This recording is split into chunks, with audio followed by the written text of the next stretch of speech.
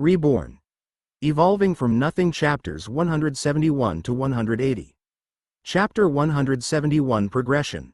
An exhausted-looking shade sat straight up in an uncomfortable-looking chair, his eyes calm and focused. The shade appeared to be middle-aged, with a full graying beard covering his face and piercing gray eyes. The gray hair on his head was cut short, giving him a fierce appearance. This shade wore a set of purple robes, clasped around his lean and muscular figure. Dozens of small knives could be seen strapped to the front of this robe, held in place securely by small metal straps. In front of this shade was a large table full of detailed reports.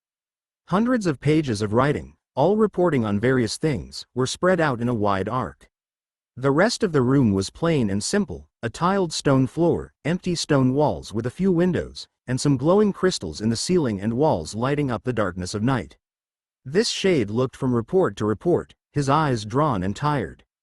Despite that, a powerful aura could be felt, simmering below the surface. This shade was Hasith Shanti, the king of the Shade Commune, ranked 5th on the recording of might. The Aurelius vampires have proven capable of stopping my forces due to their naturally higher growth and larger proportion of experts, and because they are defending. Attacking is always harder than defending. The Shade King's voice was pointed as he spoke out loud to himself, thinking it over. Now that all 3 noble houses have joined in, there is no realistic chance I can take the field in a drawn-out war. Their inheritances allow them to fight evenly with me, despite remaining in the pseudo-angelic class. The only result of that would be a huge loss of life. His voice rumbled as he spoke. He sighed again. So many Shade lives lost already just to test their defenses. Yet, what choice do I have? If I don't conquer that world, our race as a whole will eventually be wiped out. If I do not act, trillions of innocents will die. He rubbed his forehead, his shoulders hunched, as if he was carrying a great burden. He took several deep breaths, regaining control of his emotions. Yet because I do act, my actions will kill millions. Tens of thousands have already died because of me. He closed his eyes, struggling to maintain that control. Damn you, Shadwar of the past. You have forced me to become a monster. But if that is the price I must pay, then so be it. King Hasith clenched his fists, the air around him trembling as he opened his eyes. A vast, overwhelmingly powerful aura burst forth around him, visibly fracturing the air near him as a glowing, dark angelic halo appeared around his head. Again and again, I have tried for hundreds of years. I will not fail this time, no matter the price. The king of the Shade Commune made a grim promise. Now that he had achieved the angelic class and gained a firm grasp on his power, there was nothing that would hold him back. The world of eternal evening, Evenon, must return to the hands of the Shade Commune. Only with that in hand will we be able to stave off the disaster the Shadwar left for my race. He nodded, his eyes full of steely determination. The world of eternal evening, Evenon, was also known to others by a separate name. The headquarters of the Aurelius family, where Marcus Aurelius and his castle of darkness could be found. Silence reigned in this mostly empty room for a few minutes. That silence was broken, however, as a quiet knocking sound echoed forth. Hasith looked up from the reports and over to the door that led into the room, his eyes narrowed. Come in, Burial. His voice carried with it absolute confidence and authority. Your Highness. A shade wearing a set of dark gray plate armor walked in, his helmet held in one hand as he bowed. A faint Lord-class aura could be sensed around him, one that dissipated as it came within the presence of the angelic king. The shade was a grizzled veteran, his old age not dampening his expertise and mind a whit. What is it, Burial? Has one of the dukes requested a change in their supply lines? The vampires launched an offensive? One of those anomalies caused more issues? Hasith looked at his subordinate curiously. Burial was one of his trusted aides, he wouldn't interrupt the king without a good reason. No, Your Highness. It is a report of some note about a new hero that has arisen among our kind. As he spoke, the grizzled Burial looked up, his eyes full of worship as he stared at the glorious leader of the Shade race. Oh, go on. For the first time in a very long time, a hint of pleasure appeared in Hasith's eyes. This new hero has taken the populace by storm. Indeed, even the king's army has begun to celebrate his journey and tale, the stories of his prowess spread by the Church of Light's priests and deacons. I see. Haseth's eyes narrowed slightly as he heard of the involvement of the Church of Light. He had personally never seen eye to eye with Bathsheba, the high priest of the church. The reason I found this worthy of report is because the epic tale of this hero is about to reach a conclusion. Burial's voice was full of excitement as he began to explain, his voice caught up in passion. He was clearly a fan of this hero, Haseth observed with a small smile. Burial was one of his favored aides, but always seemed so serious and uptight. It was good to see him passionate and smiling about something. It is the tale of a shade that has fought through the depths of chaos itself to save the life of his beautiful wife. A hero so brave, so powerful, so righteous that evil beings would rather fall on their swords than stand and face him. The story of the kind and gentle hero Inigo Montoya. Suffer my wrath, you damn turkey. Dorian swung a sword made of light futilely at an elusive, and rather chubby, feathered bird, his eyes enraged. Energy fluctuated around him as he attempted to murder the damn thing, irate. Squawk. The bird vanished, however, before Dorian's attack could land, warping away and leaving nothing but a couple feathers that slowly floated to the ground. Why on earth do these stupid birds exist? Let me meditate in peace, damn it. He shook his fist at the remnants of the bird, rolling his eyes as he let his sword of light dissipate. The faint echoes of the bird's screech seemed to roll off his ears for a moment before they faded, annoyingly long-lasting. Dorian sighed with relief as he saw that it was truly gone, settling back down. He was sitting on a tree stump in the middle of a thin forest, just outside of a large city known as Cayman. He, and his Moria Liberation Force, had just arrived upon Shaptal, after a long period of travel through a mostly normal world bridge. Finally, he thought, rubbing his eyes as he looked up at the night sky. I can go through with that baptism now.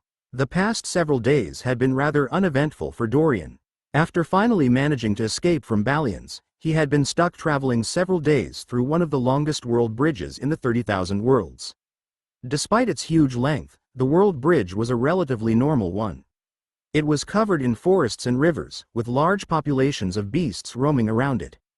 Unlike other world bridges, very few people traveled on this one due to the danger that crossing the exotic world of Balians entailed. He didn't encounter any of the rare spatial storms that could appear on any world bridge, nor did any powerful beast try to attack their ship. Instead, he spent most of the time sitting with Helena, talking. They talked about her life and childhood, her periods of constant training. They talked about his life, before he was transported to the 30,000 worlds, living on Earth. These past few days had been incredibly relaxing and peaceful. But, now that he had arrived, a sense of urgency filled him. Strength, I need more of it. He constantly felt an urge to grow stronger, to be absolutely certain he could protect Helena and get her out of here safely. And thus, once he arrived at the normal world of Shaptal, in the late evening, he had gone off on his own to meditate. He'd helped get all of his allies situated, the lot of them taking up almost all of the rooms in a very nice inn. He had even personally asked Fabian to guard Helena while he was out. And now, it was time to meditate. While fighting in the Dream Zone on Balians, Dorian had acquired a basic sense for a new law. The law of charity. This would be the fifth law Dorian had gained access to. Law's progress. Law of valor. 22%. Law of mercy. 14%. Law of greed. 18%. Law of wrath. 38%. I've made steady progress again. He noted, every time he sat down and meditated, letting the energy from each of the laws flow around him, he found that he slowly gained a better understanding of that law. In return, his soul also grew stronger, meaning the power he held increased. I'll hit 40% soon in the law of wrath. That's around the range where it goes from early Lord class to middle Lord class for regular people. He thought, frowning slightly. The difficulty in increasing one's understanding of a law increased noticeably at this point. He tapped on his spatial ring, looking over the Beralian golden shields, a form of currency that also doubled in function by allowing one to ease the difficulty found in higher-level meditation. At least he was well prepared. While he was on board the ship, Dorian didn't dare to meditate on the new law, the law of charity. While he may have detected it, he still needed to undergo a baptism of the laws of the universe to access it.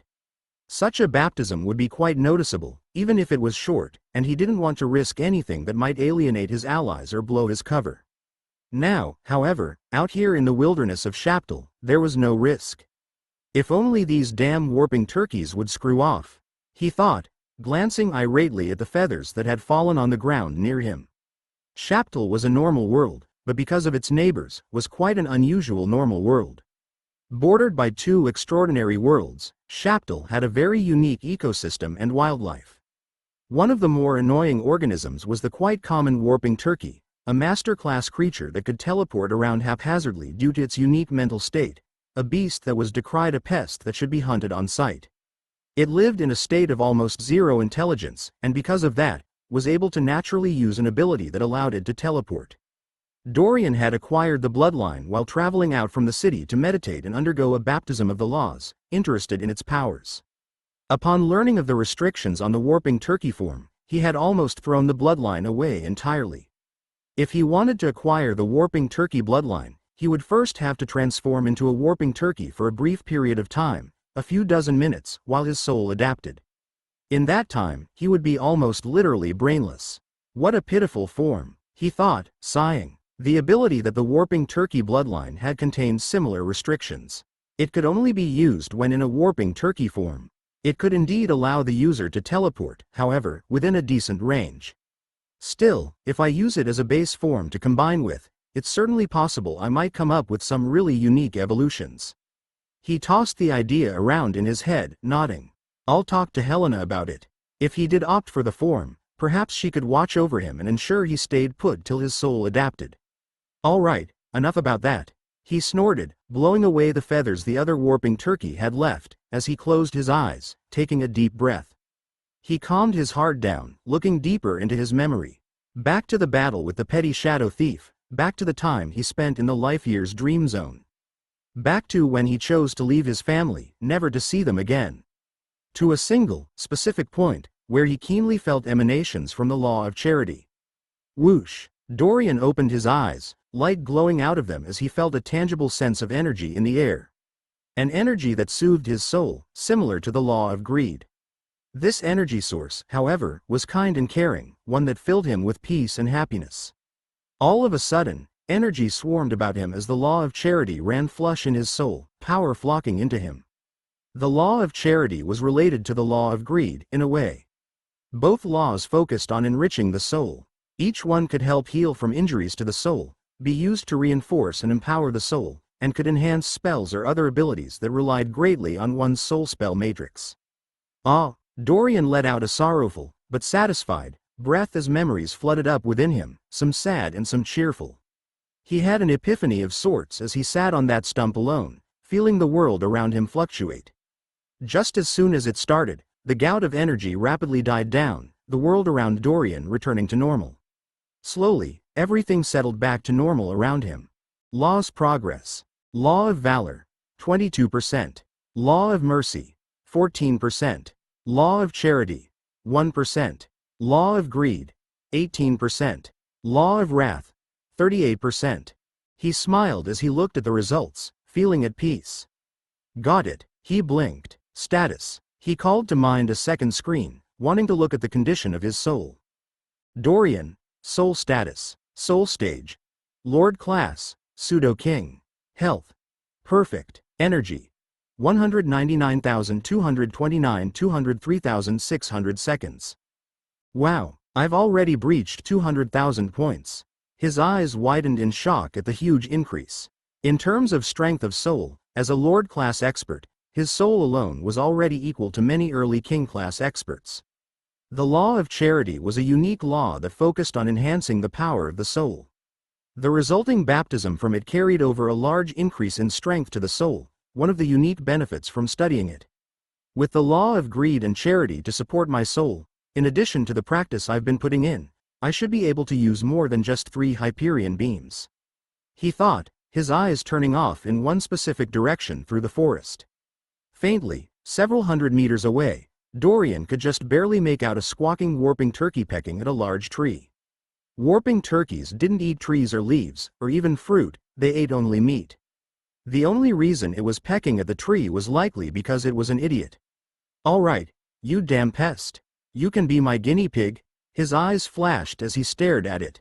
Somewhere in the distance, One could almost hear a certain environmentalist vampire ranting at him. Balance demon form, go. His body shifted, transforming into his most powerful form. Law of greed, law of charity, enhance my soul. Whoosh. Energy flooded into his soul, reinforcing and enhancing it. The two different energies were pure opposites in type, but somehow managed to perfectly work together under Dorian's control, aided by the soul of balance ability that balanced out energy in the soul, an ability unique to his balanced demon form. Perfect body, activate. His already well-balanced form grew stronger as his perception of the world increased, his mind processing at a faster rate. He let out a breath, feeling the world around him. His senses were enhanced to an extreme degree, making every leaf he looked at appear in amazing detail.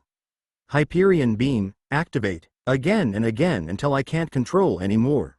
Chapter 172 Improvement. A number of black orbs formed in the air, hovering above Dorian's shoulders and arms. Each orb immediately began to absorb energy from the environment, crackling with power. In just a few seconds, Dorian managed to charge up 7 Hyperion beams, each one causing the air around it to fluctuate with energy. As he tried to charge the 8th Hyperion beam, pain washed through his soul as the strain accumulated. The difficulty in maintaining so many iterations of the same ability at once, even with his balanced demon form and various other powers assisting him, proved too much. Still, I can make 7 Hyperion beams at once? That's a huge improvement. The training he had put into using the same ability multiple times had originally only let him use a few at once. Now with the support of 2 separate soul-enhancing laws, the law of charity and the law of greed, Dorian could handle the simultaneous activation of the ability 7 times. His Hyperion beam ability was one he paid close attention to. The ability itself wasn't very well known. Only the obscure solar rock lizard had it, and even at that beast's strongest, it usually never crossed into Lord class. Dorian's use of it, however, took it to a new level. The power of his Hyperion beams increased in strength alongside the force of his soul. The ability focused on rapidly condensing energy and charging it into a beam attack. The stronger his soul was, the more energy he could condense at a faster rate.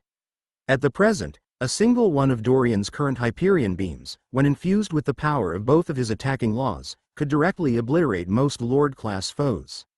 Exceptions like the abnormally strong vice-head of the Diamond Department aside, no Lord-class enemy would survive a single hit unless they had some sort of protective artifact or spell active, even wizards with innate barriers. When Dorian fired multiple Hyperion beams at once, the attack power grew to a fearsome degree. 7 Hyperion beams fired in a concentrated pattern was enough to seriously threaten King-class enemies. It wasn't just an attack that could be shrugged off and ignored. And, as Dorian's soul grew stronger, his Hyperion beams would only grow stronger. His eyes stayed on the annoying turkey, glaring at the pest coolly. Fire. Immediately, 7 lasers shot off into the distance, rippling with energy and power. Whoosh, whoosh. The beams of light melted through the air as they crossed the distance between the warping turkey and Dorian in an instant. At the very last moment, just as the turkey was about to become vanquished, however, its body seemed to shiver. Dorian didn't know whether it was dumb luck or base instincts, but the moment his powerful combined attack was about to pierce through it, the warping turkey teleported away, leaving behind a loud, echoing squawk. Dorian grinned ruefully as he saw this. I managed to kill one of them on accident while coming out here, acquiring its bloodline. He had been jumping around at a fast speed as he left the city, maintaining his shade form for as long as possible just in case. He didn't think anyone was spying on him, but he had figured he'd rather be safe than sorry and take extra precautions. Mid-travel, however, he had accidentally landed on one of the annoying warping turkeys, killing it instantly. He had literally squashed it to death under his foot. But when I go for them on purpose. He shook his head. No wonder the creatures were considered a public nuisance to be hunted on sight. They were like cockroaches with their innate survival instincts. Boom! A few explosions rang out as his Hyperion beams landed, forming several craters in the ground and blowing up a number of trees. Dorian winced slightly as he saw this, remembering all the trees he'd blown up in earlier practicing sessions. I really should practice in an area where there's only stone or grass. No need to kill any innocent creatures or break so many trees. His mindset had matured greatly from the times when he had been a stray red salamander killing other beasts for survival. Low-level creatures are extraordinarily unlikely to help me develop my strength, even if they have some ancient master or grandmaster class bloodline remnants in them. As for lord or king class remnants, the chance of that should be near impossible, even with my luck. He sighed, shaking his head. Even that warping turkey I found had nothing useful apart from its main bloodline. Still, maybe I should sweep through the city before I go and see if I can find any blood magic stores or shops of that variety. He made a mental note to go shopping before they left the city they were resting in. Who knows, maybe his luck as an anomaly would come in and he'd find something useful. Shade form, revert. His body morphed back into his familiar shade body as he turned around, retreating back towards the city. With the baptism over and his new strength tested, he no longer had much of a reason to wait out here. I'll return back and meditate on the new law, training it a bit before we depart for Moria. I should also prepare for my understanding in the law of wrath to break through to the middle of Lord class. His body blurred as he began to run off, his determination unwavering. He paused for a brief moment just before he left, looking back at the slightly damaged forest. His new plan to not kill any more trees with his training reminded him of one of Helena's close friends, a vampire that was obsessed with saving the environment. I wonder how that duo we met are doing. My genius knows no bounds. Look at this. Isn't this amazing? It's a tree. It's a tree? Probus, this is the famous world tree. A tree so grand that even chaotic space can't hold it down. The grandest tree in all existence. Think of all the ecosystems that exist on it. It must be a veritable fount of unique life. It's still just a tree. Two bickering voices could be heard as two vampires looked out from the exitway of a world bridge, staring at a gargantuan tree that dominated their vision. This tree was so massive it covered the horizon, with huge towering roots spreading off it in all directions, while its branches shot off into the sky, forcing back chaotic space itself. Probus sighed, glancing over at his good friend Trajan. The vampire swordmaster had both of his arms now, each one in perfect working order. He wore a set of black leather armor, with his sword in its customary spot on his back. We're in hostile territory deep within the Graal Alliance. We have ignored orders from the headquarters and have most likely been branded deserters to the Aurelius family, a punishment worthy of death at worst. We no longer have a home and every vampire we know is more likely to try and kill or capture us than greet us as friends. His voice was rather deadpan as he spoke, not betraying any emotion. Well, at least it's a cool tree. Trajan waved his hands lamely, turning to glare at his comrade.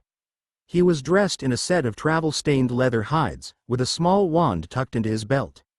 He no longer had the air of a graceful vampire elite from the Aurelius family, but came off much more scruffy and informal. Besides, what is done is done. We've talked this over before, Probus. You are welcome to return without me to the Aurelius family. I am done being used by them. Trajan continued, shaking his head.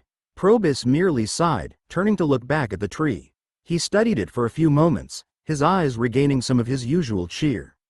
Trajan turned to look at the tree with him, his eyes shining. You know, Trajan, he began, his hand slowly creeping towards the hilt of the sword on his back. Yes, I know we're supposed to greet the monkey that Mello said was currently living on this tree. Yes, Trajan repeated himself, turning to look at Probus curiously. But I was wondering, I've recently reached the absolute peak of Lord class in my law of cutting. Probus continued, his eyes flashing. Do you think I could chop it in half? The vampire swordmaster rested his hand upon the hilt of his sword, a powerful aura bursting forth around him as he looked at the massive tree. Probus. Hallo folded his hands together, a look of irritation crossing his face as he looked down at the letter he had just finished compiling. Damn it, 15. Why haven't you sent back a proper report? He vented his frustrations to the air as he glared at the paper. Every lead he'd pursued so far had failed to pan out. Every trace of demonic energy thus far had ended up being linked to either ancient artifacts, most of them discovered to be broken upon recovery, or low-level figures using tools or powers they gained from various demonic inheritances. The traces of the Law of Wrath user had yet to be found. Hallo was down to the last few possible sources, ones he already had his men investigating. Duke Orbit's men had already finished their search and moved on, no longer able to help contribute. The Duke was unwilling to draw any attention to himself by extending the search for something he couldn't explain, leaving Hallow short-handed in his efforts. Despite that, it was only a matter of time before the last few sites were fully vetted and checked over. There was a collection of new warriors that had recently founded a mystic martial artist school on the planet of Plantera, the incident near the place where the new great hero Lord Inigo had appeared, and a new crater that had formed on the world bridge to Aeron. All three situations had traces of demonic power associated with them and were currently being investigated. That new mystic martial artist school is already being checked over, as is the crater that formed on the world bridge. Hallow mentally marked off, his eyes glinting. All that is left is the incident that appeared near where Lord Inigo had appeared. Gradually, Hallow was becoming more and more convinced that this Lord Inigo was a fraud and the Law of Wrath user they were looking for. But his results were still neutral when the Church of Light checked him. Does he really have a way to avoid being found out, like Duke Orbit? Hallow rubbed his forehead, feeling a headache coming on. Damn it, 15, why haven't you reported anything at all? He cursed again, swearing at the unreliable new member to the council. Just in case, I better start taking precautions of my own. If that Lord Inigo truly is a genius mastermind that is manipulating everything and hiding in plain sight, I can't let myself or the council get caught unaware. Especially not now, when the Great Destroyer has returned to the 30,000 worlds. He turned his attention to the letter that was laid out on the desk before him. He picked up a quill from the side, beginning to write a report. The Demon Council must be fully prepared to handle him and whatever vile plans he is hatching. Partly because of how convinced Hallow was that Inigo was a genius demon, Hallow had mentally relegated him to an extremely dangerous and powerful enemy. If he can be recruited to our side, then great. If not, Hallow nodded sharply, his blue eyes flashing. I will destroy this evil villain myself.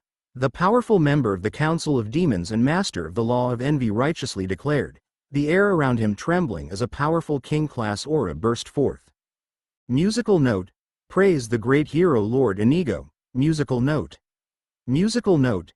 He has come to vanquish the demons. Musical note. Musical note. Evil will always fall before him. Musical note. Musical note. For on his path, he shall succeed. Musical note. Dorian smiled and waved as he heard the crowd cheering, internally groaning as he listened to the song. Next to him, Helena was being carried in a small palanquin built specially for her. The troop of warriors that had joined his army, including several new arrivals, moved behind him, guarding over him and the palanquin as if their lives depended on it. The three captains of his army walked right by his side, standing tall and proud. All of the warriors listened in to the chants, their eyes full of glory and courage. This must be the 367th time I've heard this exact same chant. Don't they know anything else? He kept the thought to himself as he walked towards the flying ship that was resting at a specially designed dock for flying ships, situated near the walls of the city. It was mid-afternoon, the middle of the next day. After he returned to the city, he had settled in the room Helena was sleeping in, sitting down to meditate. The fact that he didn't need to sleep as an anomaly with an excess of growth points was a huge boon, meaning his time could be spent with full devotion to increase his understanding of the laws. After meditating through the night, he had gone on a small shopping spree. There were no blood magic shops in the city, which made sense to him after a bit of thought. Blood magic wasn't exactly a popular school of magic among the Shade populace. He did manage to stock up on supplies, however, as well as grab a few things he thought might come in handy in the future. After he finished shopping, the ruler of this city, a local governor appointed by the Kingdom of Dane that ruled over this part of Shaptal, had come out to greet him. The governor had made a big procession out of it, making everything very public. Dorian wasn't even sure how he had known he was in the city, assuming some of the warriors must have talked. One thing led to another, and now there were carolers singing his praises as he left the city. As he reached the boarding zone and went aboard the flying ship, he turned to face the crowd, a valorous aura gathering about him as he bellowed. Never fear, good citizens, for Lord Inigo is here. Thank you all for your kind words. He gave a stately bow, his bearing graceful and wise. He perfectly acted the part of the Shade hero, playing into the expectations everyone had for him. Woo, Lord Inigo, so cool. Marry me. Oi, he's already married, wench. Dorian ignored the screams and cheers as he turned about, walking directly up the ramp to the deck of the flying ship. Behind him, the rest of the shades piled in, including the ones carefully carrying the sleeping Helena. All right, time to go check out that superior auction and see if it will have anything that can help Helena. He clenched his fists. Just a little more time, Smalls, and you'll be healed, and then we're outta here. He smiled slightly. I'm already here on planet. What could go wrong? He thought, nodding his head and feeling confident. After a moment, though, he knocked himself on the forehead. Damn it, I take that back. No, don't jinx me. Fate, I take it back. He ignored the strange looks he was receiving from the shades around him as he mentally grumbled at himself, an uneasy feeling filling his stomach. Chapter 173 Confrontation. The wind beat against Dorian's chest like an ominous drum, setting the air around him aflutter. He took several deep breaths as he looked out past the edge of the flying ship, gazing down upon the ground beneath him. Time seems to flow by so quickly, he muttered, feeling a little sad. His life had been full of non-stop action the past few weeks, all chaos and rush. He longed for the days back on Earth where he had lived life slowly, taking it easy. He blinked, swiveling slightly as he went on alert. He spread his senses out, trying to detect any approaching anomalies. He sighed. I can't think of any other ways to feel 15's presence. His mind went back to the conversation he had had with Helena just a few hours prior. Originally, Dorian had planned on keeping the fact that he had fought with 15 a secret from Helena. He wanted her to fully focus on healing and rest, without having anything to distract her. Unfortunately, Helena seemed to have the same innate intuitiveness that most of the women in Dorian's life back on Earth had, able to ferret out even the smallest secret. He'd given in to her queries and told her about the battle, explaining the risks 15 posed and the threat he'd thrown at Dorian. Helena had ended up stumped as well after she heard more about 15's Grey Manter form. How do you detect something that can walk outside of fate itself? He shook his head. The question was truly too difficult to answer. Maybe a genius fate wizard or powerful angelic expert would have an answer, but for someone at Dorian's level, there seemed to be no solution. The only thing Dorian could think of was the fact that he could automatically detect an anomaly when it came close to him. It was true that Grey Manters couldn't be seen by fate. When it was faded, even Dorian was unable to detect its presence. At the same time, however, it was impossible for the Grey Manters to see or detect anyone else as well. Therefore, before a Grey Manter attacked, it would need to resurface for a split instant, to figure out where exactly it was. Of course, it was possible the Grey Manter would stay faded and try to predict everything ahead of time, but such foresight and precision would require an essentially impossible level of planning. In the instant that he appears, I can detect his presence and use that moment to block whatever attack he launches. He nodded his head at the thought. It was the only possible defense that seemed to exist, at least for him. There was a reason the Grey Manters were feared as vicious predators.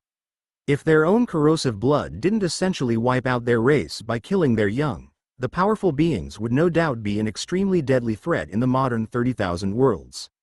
If it's not possible to do anything else, then just ignore it and focus on things you can deal with. Helena's words of advice had stuck to him. After thinking about it, he'd settled back down into meditation and had an epiphany of sorts. When he let everything go, it became almost too easy to meditate and focus on the laws. It felt like his mind was coming in tune with the world around him, his unique soul making it easier than ever. Law's progress. Law of valor, 25%. Law of mercy, 20%. Law of charity, 5%. Law of greed, 22%. Law of wrath, 40%. In a single night, he had made enormous progress across the board in regards to his understanding of various laws. Dorian, soul status, soul stage. Lord class, pseudo king. Health, perfect. Energy, 215, 282, 218,600 seconds. The strength of his soul had increased substantially as well, especially when his understanding in the law of wrath hit 40%. The moment that occurred, Dorian had felt his soul seem to expand slightly, drinking in energy like it hadn't before. He had officially reached the middle of Lord class in his understanding of the law of wrath, a substantial achievement.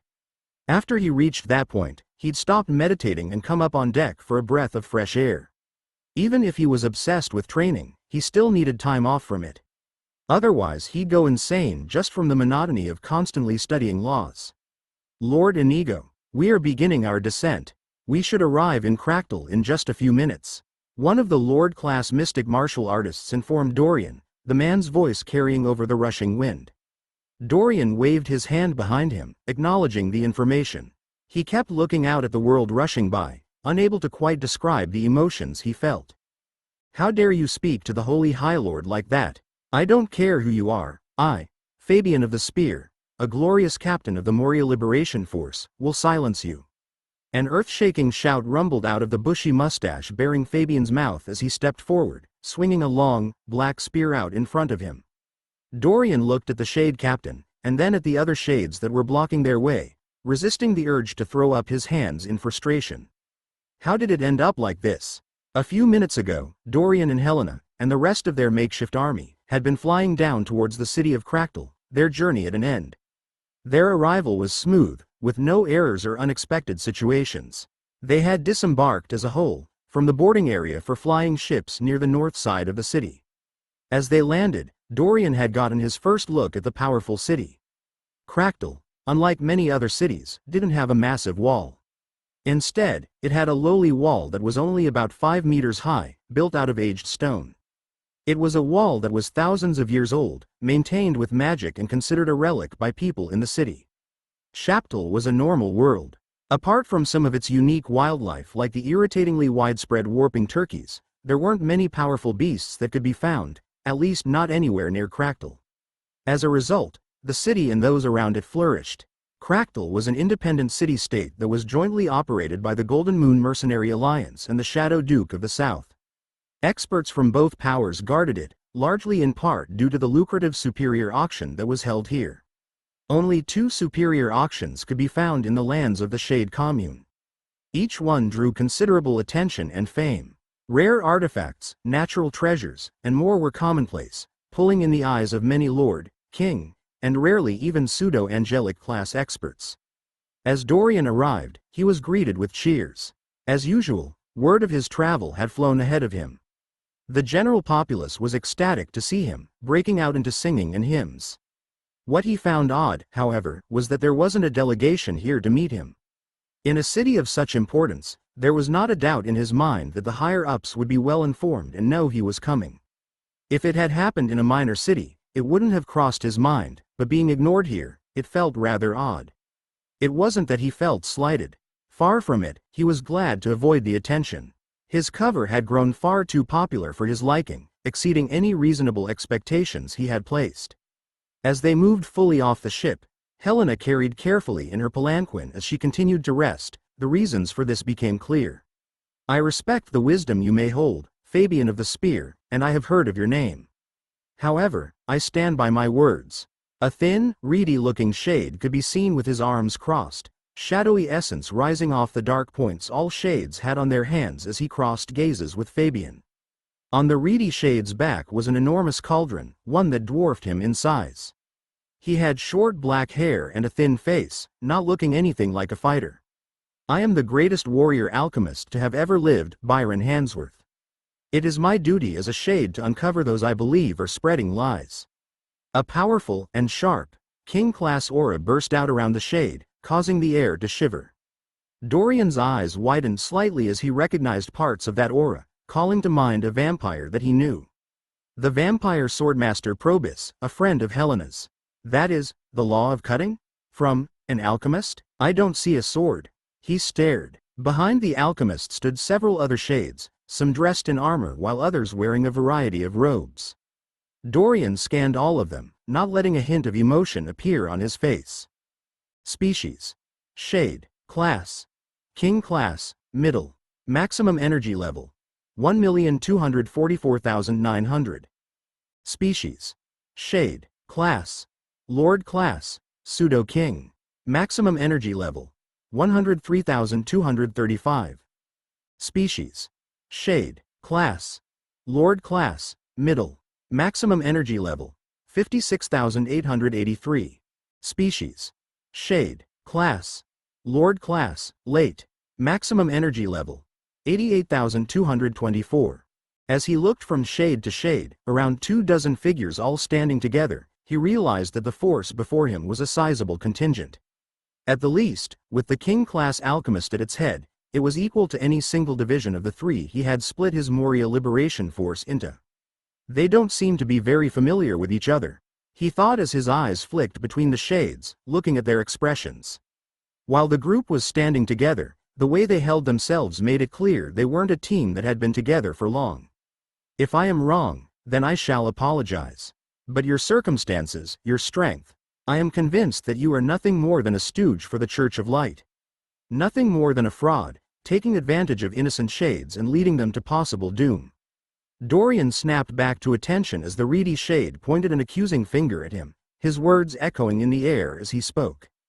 Behind him, several of the other powerful shades looked on, their arms crossed and their eyes cool. Gasps spread out from several onlookers as these words spread, poignant and commanding. Ah, I see. His eyes flashed as everything came clear. His story, he had learned, was being spread far and wide by the Church of Light. For those that believed in the Church of Light, this would vet Dorian as a hero. For those that were suspicious of the Church, however, the Church of Light was a major influence in the Shade Commune, but so too were the Dukes of Shadow as well as the Shade King. Each power clashed with the others in various ways and would try to subvert one another's plans. And it seemed like Dorian had inadvertently stepped on the toes of the other powers, and was thus being confronted. The reason he hadn't been greeted by any official delegation likely had to do with that as well. Was he sent by the Southern Duke of Shadow? He thought, his eyes narrowing ever so slightly. He didn't recognize the name of the shade. They were currently standing in the middle of a large paved stone street, with a few shops and warehouses lining the sides. The transportation zone for flying ships was just behind them. To the sides, hundreds of Shade civilians looked on, their cheers for Dorian nowhere to be seen as the tense situation developed forward. Mixed into the crowd, for the first time in a while, Dorian could see a plethora of other races as well. Ethmen, humans, even a few lizard men.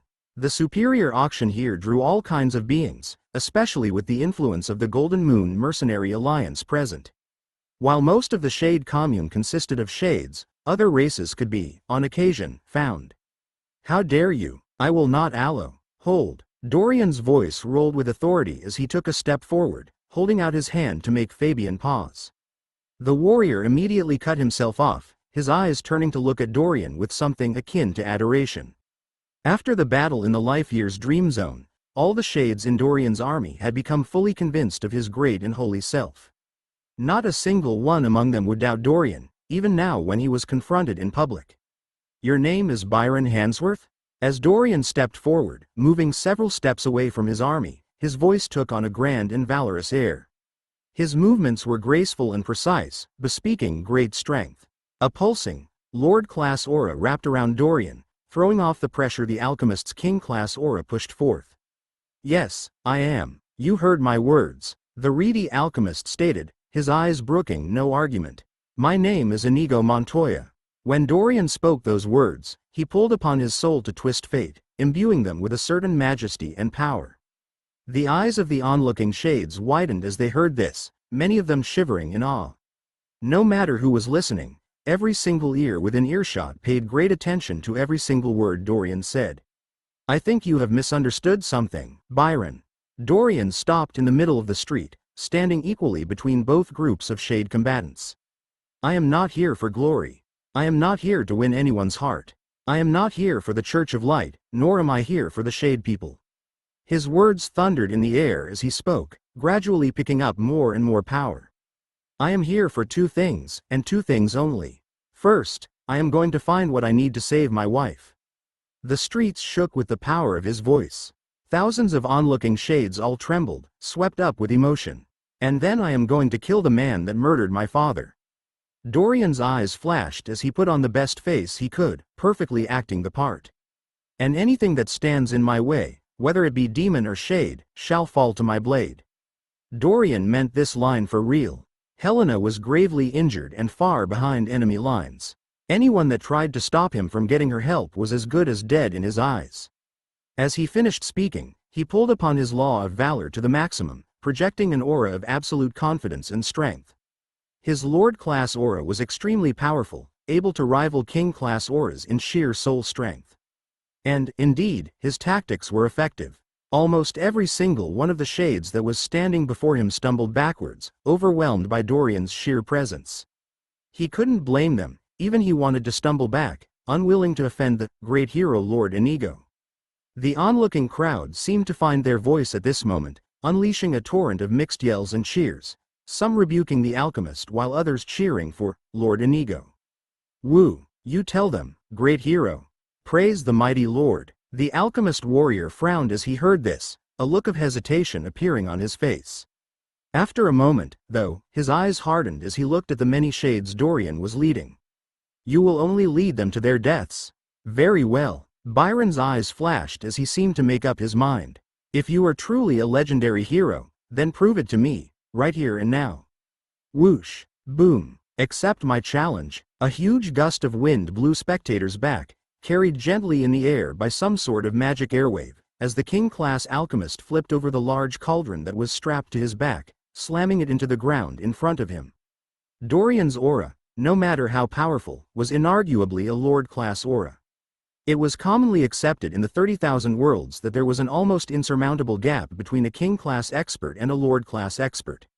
Freaks like the vice-head of the diamond department were an exceedingly rare sight. Thus, alchemist Byron's observations, in the eyes of many, weren't exactly unfounded. The shades in Dorian's Moria Liberation Force all smiled or smirked as they saw Dorian be challenged, their eyes full of absolute confidence in Lord Inigo's prowess. All of them looked on with complete faith that he would win. Dorian stared at the shade, his nose twitching. His first instinct was to accept the challenge immediately. With his abilities, even if he was limited to his shade form and a select number of laws or powers, Dorian felt confident he could take on a middle king-class warrior. What gave him pause, however, was the cauldron that the reedy warrior had just slammed down in the middle of the street. For some inexplicable reason, Dorian felt an incredible sense of danger whenever he looked at it. As if that cauldron could threaten his life, in a very real manner. "I can't refuse him. I'm too far in now." His eyes flashed, making a decision. "As you wish, alchemist." "There you are, bastard." A gruff voice whispered as it stared at Dorian's figure from afar, rumbling out quietly. The familiar figure wore a set of faded brown leather armor and was holding a long, noble-looking red bow.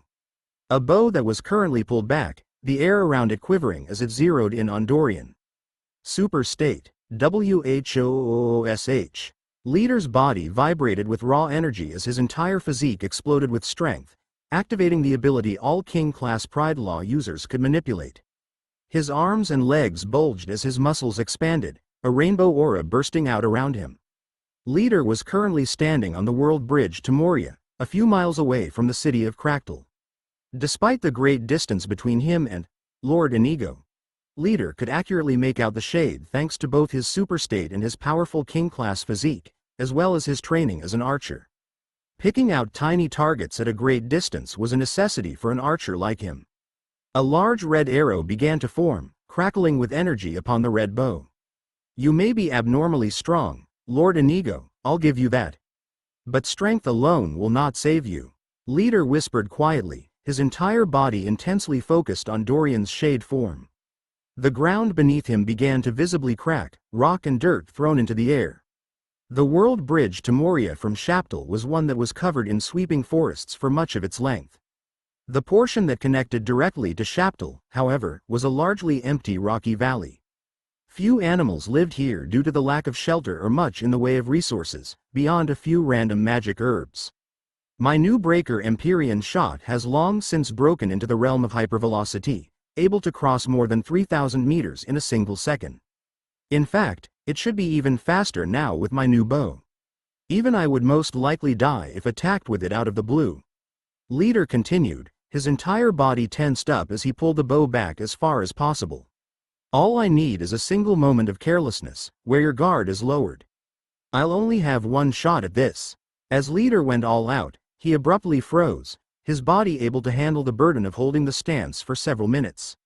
He began to wait, his eyes locked patiently on Dorian's figure. "Just a single moment. Quickly, everyone, did you hear the news? Great hero Lord Inigo is here." "What?" In the city? Yeah, he's in the northern district. The demon-slaying alchemist has challenged him to a duel. What? The eyes of a beggar sitting on the side of a street widened imperceptibly as news of Dorian's arrival spread. An instant later, when no one was watching, the figure of that beggar fluttered and then vanished like the wind. At the same time, a couple of freshly baked pies sitting on the counter of a certain bakery vanished as well, never to be heard from again. Chapter 174 Fig. Huh. Dorian exhaled sharply as he took another step forward, his aura burst forth around him. He drew heavily upon his soul, law energy running through his veins. In the confrontation, Dorian opted to not use any of the 7 great demonic laws, instead using only the much more holy ones. The aura that the demonic laws gave off was one that shifted and turned, hard for non-practitioners to detect, but there was no reason to risk detection. Not when he was in the middle of a popular city that was located right outside a massive demonic ruin, likely full to the brim with demon experts. Draw your weapon, Byron began, glaring at Dorian. The air around Byron crackled sharply, deadly energy from his law of cutting rioting in the air. Thanks to Byron's actions, the street was now empty of civilian onlookers for more than 100 meters. The only people remaining were those with the strength to protect themselves from the aftershocks of any fight. The fact that this challenge had gotten so far and was literally happening on the city street cemented Dorian's guess that this challenge was sanctioned by the leaders of, and major powers that influenced, Cractal. Dorian glanced down at the plain sword that he had clipped to his waist. The weapon was a strong, reliable one, a low-level artifact he had acquired that was tough and durable. However, he highly doubted it would survive any serious confrontation with a king-class expert. It wasn't a powerful artifact by any means. He also was nowhere near as talented with a sword as the legends of him claimed. You do not wield the blade and I am not here to kill you, alchemist. Therefore, I shall fight barehanded. He made up an excuse on the spot. The onlookers all murmured, observations of how fair and wise Lord Inigo was spreading. None of them seemed put off by the abrupt challenge, taking everything in stride. The warriors in Dorian's army all nodded as they heard him speak. That's Lord Inigo for ya. Of course, how could he let anyone fight at a disadvantage? Sigh, if I was half as brave as Lord Inigo. So kind and wise. Similar conversation could be heard, spreading out across the wide stone street. Are you looking down on me? The greatest king-class warrior alchemist to ever live? Veins bulged in the reedy alchemist's forehead. The aura around him rippled with sharper, cutting power. I'm not trying to, damn it. I really am mediocre at best with a sword. He internally winced. No, not at all. Dorian responded, shaking his head. Before he could continue speaking, he was cut off. Foolish, hero. You do not need a blade to cut. My cauldron here is plenty sharp enough to slice you apart, equal to any sword. Byron's voice was loud as he whipped his oversized cauldron forward, pointing it at Dorian. But, how can a cauldron be sharp? It's round? Dorian held his hands off to the side, at a complete loss. HMPH. You are merely uneducated. My cauldron gains its sharpness from its overwhelming might. Everything that lands in its path is obliterated by it, like a deadly blade. The alchemist seemed to have a habit of pontificating and enjoyed hearing himself speak as he lectured Dorian. But that's not cutting anything, that's just using it to crush or bash things. Dorian noted out loud, You, stop asking so many questions. Whoosh. Without waiting, the warrior alchemist Byron rushed forward, leaping towards Dorian. Despite his reedy appearance, the alchemist moved with skill and strength. The aura that surrounded him allowed him to move quickly, as if he was slicing through the air. In just an instant, he arrived right a few meters away from Dorian, slamming forward with his oversized cauldron. He had used some sort of fast movement technique, a mystic martial art that allowed him to move even more unnaturally fast. Dorian's eyes flashed as he instantly responded. Perfect body, activate. Mystic armored body, law of valor, cover me. The world around him lost some of its color as he activated his best defensive powers, raising his hands out in front of him. His entire body tingled with valorous energy and power. Rumbling earth. Boulder breaker. He activated one of the few mystic martial arts he had left over from Ukeli, launching forward with a mighty, energy-enhanced punch of his own, one he infused with the law of mercy. With so many people watching, including likely powerful experts from major powers, there was no chance that Dorian would dare to draw on any demonic laws. Not when they were right next to a famous demonic ruin. He also made the elective decision to use as few abilities as possible. He might be able to get away with a few, but the more abilities he used, the more unexplained and inexplicable powers he showed, the more suspicious he would appear. Maintaining his cover was his #1 priority. I also can't let myself lose this fight, however. A split second later, the oversized cauldron slammed into Dorian's waiting fists and immediately blasted him backwards. Boom! What? Dorian's mind was awash with confusion as he was knocked backwards, his hands shaking as if a colossal weight had just crashed into him. His mystic armored body ability managed to dim part of the impact, and his perfected and valor-boosted physique managed to tank another part. But not enough to stop himself from being thrown backwards. Crash! Dorian sailed around a dozen meters before he managed to stamp his foot into the ground, forcibly stopping. The stone street cracked as he threw up great clumps of rock and dirt, his body trembling. As he managed to stop himself, he looked down at his chest in actual shock. A long, red gash could be seen, dripping blood. It spread from his right shoulder all the way down to his hip. Great hero! Oh no! Holy High Lord! Yells from the onlooking audience, mostly of horror or shock, rang out in concert. Dorian's army shifted restlessly, the visage of confidence wavering as they saw Dorian become injured. Meanwhile, the shades on the warrior alchemist's side all kept their arms crossed, observing silently. Ah, you see the sharpness of my cauldron now? Foolish fake hero, how could you think to measure up to me in a battle of strength? I have done nothing other than strengthen my physique for decades. Byron's voice was cheerful as he stopped attacking, taking another moment to enjoy hearing himself speak. I am an avowed demon hunter, my side job from working as an alchemist. In my journey to wipe out the remnants of the demon race that plagued the Shade Commune, I came across great wisdom left behind by members of the great heroes, true warriors that I respect, unlike you. His voice was full of confidence. Words written by Ukeli of the Absolute and the Wizard King Telman. That's right. I've read something left behind by even the legendary great hero Ukeli himself, my idol. The alchemist clapped his hands together, a smug look appearing on his face. Telman theorized to Ukeli that all life was made up of tiny round objects, composed together in grand collections. Ukeli agreed, sharing his own unique insights and knowledge that solidified this theory. While the scrap I found was very incomplete and only showed part of their conversation, its knowledge has stuck with me. Baron continued, his voice and demeanor confident. And I thought to myself, if even the sharpest of blades is composed of tiny round objects, but is still considered sharp, why can't my trusty pill cauldron be sharp too? From that thought alone, I broke through in the law of cutting and achieved king class. He finished speaking, the smug look on his face annoyingly present as he tapped upon his cauldron lovingly. What? But, no, that still makes no sense. It's still round, not sharp.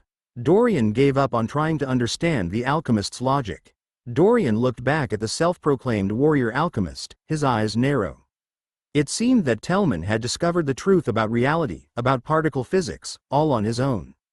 What an incredible genius Telman was. He's still alive, after all. And, of course, Ukeli agreed because he would have had access to my memories from Earth. He would know it to likely be true here, even if he disdained the memories. Dorian could feel his body rapidly regenerating from the injury on his chest thanks to his constant regeneration ability. He called to mind his status, maintaining his silent look at the warrior alchemist. Dorian, soul status, soul stage. Lord class, pseudo-king. Health. Good. Energy. 188,000 to 218,600 seconds. Damn, I can't take many more hits like that. In his perfect body state, Dorian's mind operated at an enhanced rate. As he considered the situation he was in, he made several conclusions. He's got an extremely powerful physical body, as he said. Energy levels did not fully reflect the physique of a being. A dragon with an energy level of 1 million and a shade with an energy level of 1 million. There was a huge difference between the two. Despite the equal energy levels, the dragon would be vastly stronger. This warrior alchemist had trained his body to an abnormal level, likely through the use of magic pills and other enhancements. In addition to that, his cauldron operated under some weird use of the law of cutting, giving its movements deadly strength. If it had just been that, Dorian would have been able to at least tank the hit with grace. However, the moment the cauldron had slammed into his fists and chest, Dorian had felt a piercing, painful sensation deep in his soul. This sensation seemed to react with the energy from the law of greed and the law of wrath in his soul. As soon as he felt it, the cauldron's attack seemed to grow much stronger, carrying with it an impact that far exceeded Dorian's capability to resist. Damn, is it a weapon designed to help kill demons or those using the demonic laws? It must be. His eyes widened imperceptibly as he reached that conclusion. The warrior alchemist before him was almost a perfect counter to Dorian. I can't use my dragonfire here, and I don't have a very good explanation yet for my Hyperion beams. I can't use most of my abilities, not with all these experts watching. Dorian's eyes blazed with light and frustration. So be it. His heart grew calm as he focused himself, not allowing his irritation to sway his emotional state. I have one last card I can play, one that even you won't be able to counter. His thoughts had covered the span of roughly half a second. In that time, the warrior alchemist had finished speaking and rushed forward at Dorian again. Let's see if you can take a second blow, foolish fake hero. Give up now, while you still can. His voice echoed as he yelled at Dorian, Byron's body swarming in sharp energy. Once more, the reedy fighter's body blurred and reappeared just a few meters away from Dorian. The movement technique the warrior used was at least comparable to Euclid's thundering wings, flush gale. Holy High Lord, no, careful, great hero, dodge it, don't let it hit you. Shouts of worry and fear echoed forth as the onlooking shades yelled out in horror. Many of them clutched at their weapons, their bodies rippling with energy as they prepared to jump to Dorian's defense. Dorian ignored them all and stood ready for the attack once more, this time not using a mystic martial art. Instead, as he stood still, he did two things. He drew upon his soul, commanding fate to change. His soul vibrated as energy flooded off of it. At the same time, he slowly raised his right hand in front of him, in an almost lazy, offhand gesture, and spoke aloud to the crowd of onlookers. Sigh, ye of little faith. WHOSSH. For just the briefest instant, so brief that no one alive noticed it, the world around Dorian seemed to shiver. And then the impossible happened. Chapter 175 blasting off again. Byron Handsworth was an expert warrior. He did not reach king class by mistake. While his antics and personality were a bit odd, in terms of raw combat experience, Byron grew up alone in the wilderness fighting for his life against various creatures. Abandoned at birth on an exotic world that was plagued with remnants of the demon race, Byron learned from a young age how to hide, how to fight, and how to kill. He learned of the importance of magic herbs and of great power, and took those two concepts to heart. More than 80 years had passed since then, reaching roughly middle age for a normal shade, and he had achieved all of his goals. He cleansed the world he had been born in of demonic remnants.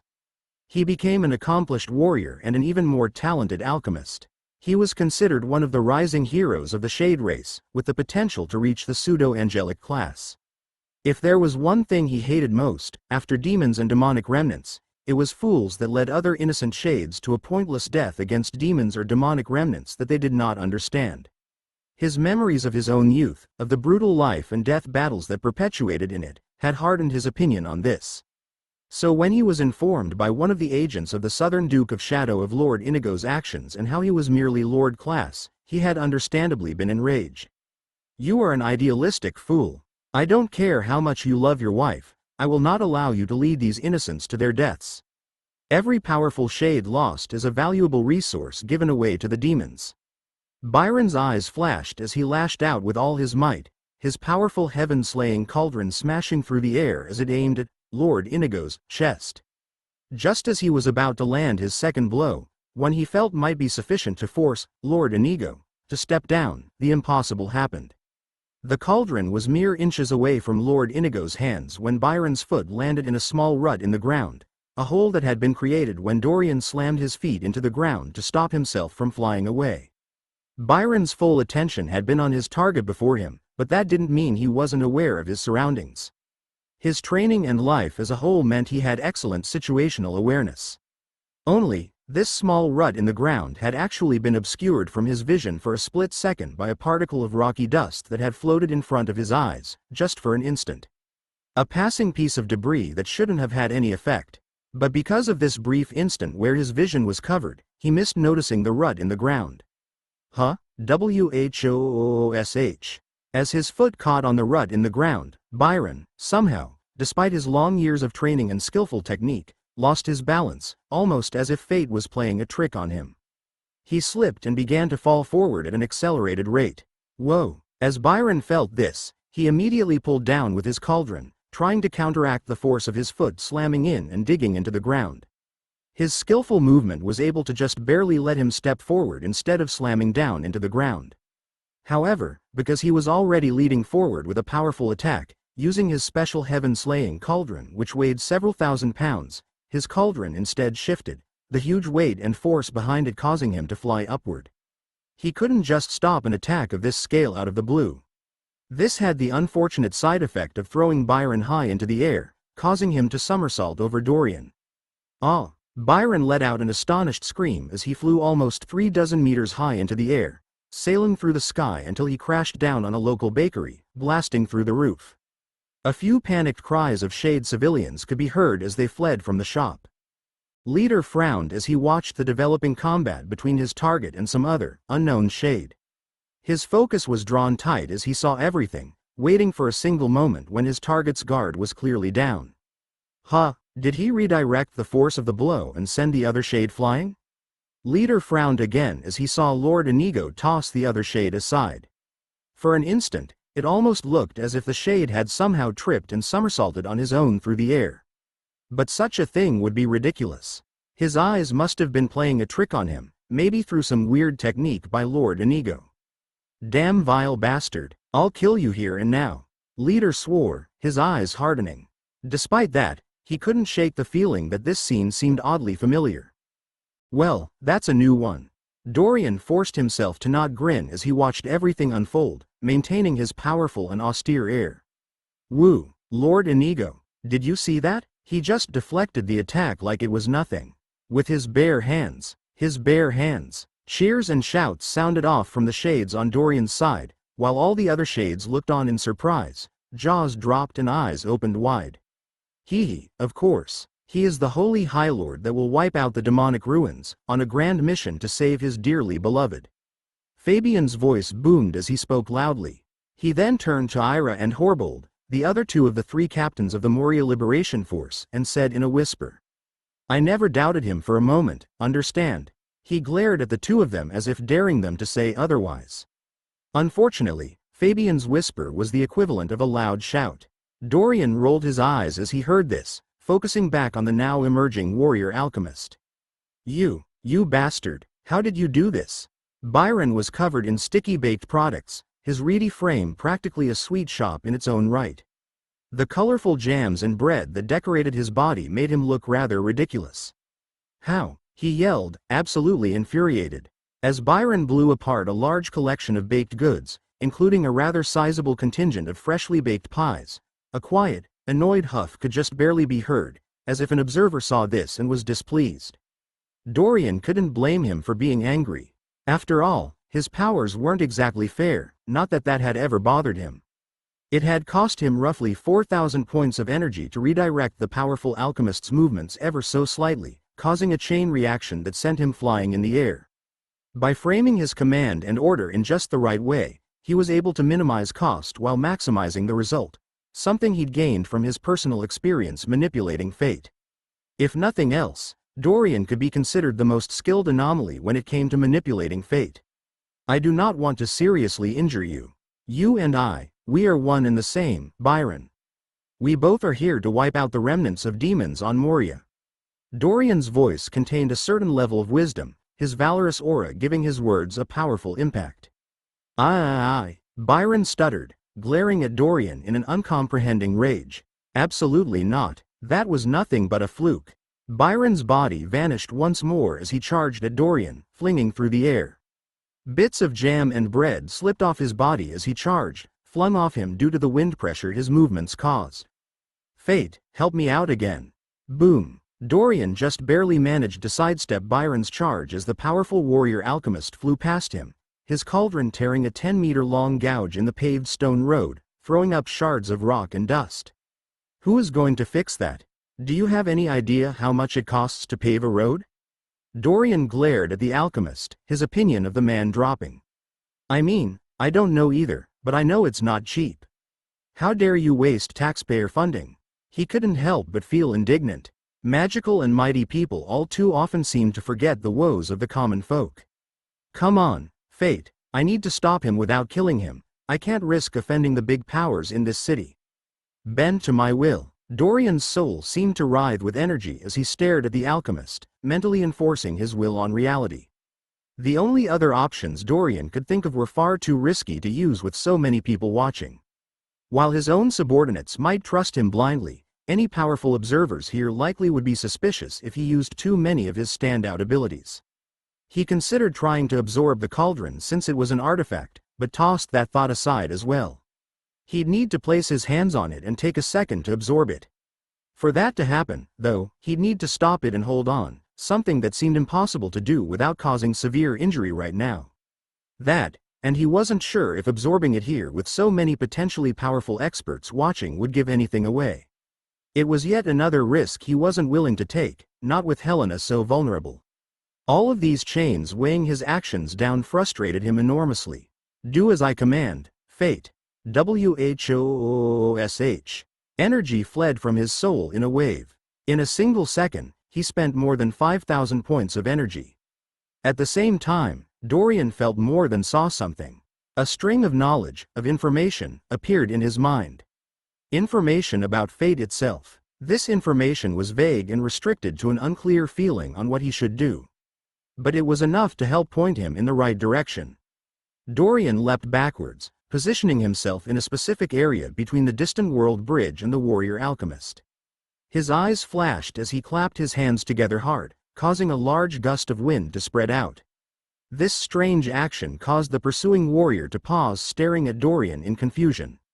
Byron, this is your last warning. If you truly make me act, I cannot promise that you will survive. I do not want to harm you. Dorian's voice shook the air as he spoke, full of potent power. It was filled with such confidence that his threat sounded like a certainty, causing some of the weaker-willed shade onlookers to faint. The soldiers in his makeshift army all shivered, looking at Dorian with worship in their eyes. The various onlookers all stared as well, curiosity and interest filling their hearts. Everyone wanted to see Lord Inigo's true power. HMPH, you are nothing more than a sham. Do you honestly think you can harm me? Byron whipped his cauldron in front of him protectively as he spoke. Despite his apparent disdain for Dorian, the rumors of Lord Inigo's deadly prowess, as well as the weird technique that made him trip, had made the warrior alchemist uneasy. You are forcing my hand. Dorian shook his head sadly, his voice full of genuine regret.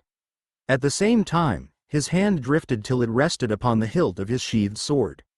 A sudden hush stole over the street as everyone stared, watching Dorian's actions intensely. Not a single soul present would dare take their eyes from what they were about to see, hidden experts galore waiting with bated breath. Ha ha ha. You think your little blade can break my heaven-slaying cauldron? This was an artifact forged with the help of the wise lady herself, one of the 5 great heroes. Nothing in the 30,000 worlds can shatter it. Byron twisted the cauldron in front of himself, still holding it out protectively. I can tell the blade you have in that sheath is nothing special. A low-level artifact, probably crafted by an apprentice. I could buy 1,000 of them casually. As Byron continued to speak, he thumped his chest proudly, the powerful aura around him rippling. His entire body hunched forward as he prepared to defend himself, extremely focused on Dorian. Do not measure a warrior by his blade, but rather, by his skill. The lightest branch can shatter even the greatest mountain in the right hands. Dorian's words sounded as if they were full of mysterious wisdom and not something he made up to sound cool. Byron's heart shivered with anticipation as he heard this. Is he truly a super genius? Did I misjudge him? He even began to doubt himself as he hid behind his cauldron, his powerful aura unrelenting. Grr. Despite his worries, Byron bravely rushed forward, his heaven-slaying cauldron covering almost his entire body as he blasted towards Dorian. If nothing else, he was not a coward. Dorian simply sighed, shaking his head. So be it. He closed his eyes and drew upon his soul, commanding fate to twist. What is it I need to do, fate? Quickly, tell me. He could tell that his actions had changed fate somehow, in an imperceptible way. Only, he wasn't exactly sure what he needed to do next. Whoosh! Energy fled from his soul once more. This time, a huge, massive amount of energy. 50,000 points in a single moment. As this energy swept by, inspiration suddenly struck Dorian, his eyes opening wide. He crossed gazes with the charging king-class expert, and then, without hesitation, activated the Thundering Wings, flush gale movement technique to take an excessively fast, but also very short, single step backwards. Gotcha. Leader's eyes flashed as he saw the shade known as Lord Inigo stand still to talk. SHWICK. He released the arrow from his bow. Breaker Empyrean shot, WHOSH. An arrow made of condensed energy and light flashed forward with enough destructive power to level a mountain, piercing through the air itself. This arrow, unlike Leader's normal Empyrean shot, was sharply pointed with an arrowhead that twisted like a drill. Instead of creating a massive, 1,000-meter-wide explosion, this arrow would pierce forward, melting through the air and anything in between. A pointed, direct strike, the result of his own research and practice. A technique he created himself. This bolt of energy moved forward so quickly its speed was difficult to fathom. On Earth, a normal arrow shot from a good bow would typically fly through the air at speed between 100 and 200 meters per second. A bullet fired from a gun would typically shoot forward at anywhere from 500 to 800 meters per second. Leader's Breaker Empyrean shot moved forward at speed of roughly 3,300 meters per second from his new bow, around 10% faster than his regular Empyrean shot. That meant it was moving forward at speeds 4 to 6 times faster than a speeding bullet. It moved so incredibly quick that it was almost physically impossible to dodge, even for extremely powerful figures. Leader was a powerful king-class warrior who had put everything he had into this attack. The fact that Ukeli had managed to redirect one of Leader's original Empyrean shots despite possessing a vastly weaker body didn't mean it was an easy attack to block. Rather, that was a testament to the freakish skill and talent that Ukeli possessed when it came to martial techniques. He was absolutely unmatched. Indeed, this attack moved so fast that even the secretly spying Excelsior Gaiman, a pseudo-angelic expert who was hiding in the shadows and watching the ongoing battle, was unable to detect the attack until after it had been fired and already landed. Unlike Leader's normal Empyrean shot, his Breaker Empyrean shot was incredibly self-contained. In a single split moment, his attack covered the distance from the world bridge he was standing on all the way to the depths of Cractal City. As he released the arrow, his entire body was blown down into the world bridge, forming a small crater. The backlash from the explosive technique was enormous, causing the earth to crack and twist for hundreds of meters. Dirt and debris were thrown into the air, crowding Leader's vision. But not before he saw his energy arrow pierce all the way through the air. And miss. Huh? What? Leader couldn't believe his eyes. In the exact moment that he had committed to releasing his attack, firing it off, his shade target had taken a step back for some odd reason. But the step was not a normal step. If it had been, his attack still would have landed fine. Instead, it seemed as if Lord Inigo had used some high-level movement technique to move almost instantly. But only to move a single step backwards. Who does that? Leader's eyes fluttered as the full backlash from using the overwhelmingly powerful attack hit his body, almost causing him to faint. If the shade had taken a large leap backwards or made any big movement at all, Leader would have been able to react and readjust at the last second. But because he only took a tiny, minute step, Leader had been caught off guard and missed. Leader forced himself to stay conscious and began running up the world bridge to escape, cursing in his heart at Lord Inigo's ridiculous luck.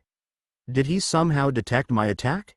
Even a pseudo-angelic class being should have been taken by surprise. What kind of monster is he? Leader's thoughts were in shambles as he fled, a newfound seed of fear planted in his heart. WHOSH. Leader's Breaker Empyrean shot melted through the air and pierced exactly where Dorian's heart had been, just a moment ago, before he stepped backwards. A microsecond later, it continued to pierce forward, right into the waiting heaven slayer cauldron of a certain charging shade. Thunk! The energy arrow hit the cauldron. Bright lights flashed as the powerful artifact interacted with the demonic energy present in Leader's arrow.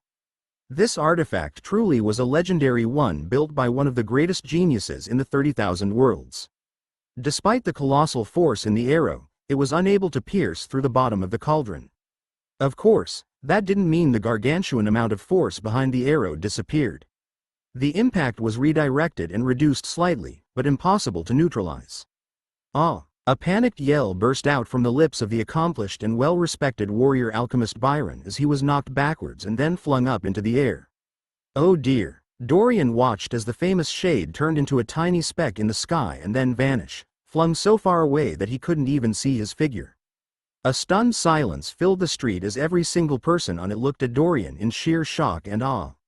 I couldn't even see him move his arm, let alone his blade.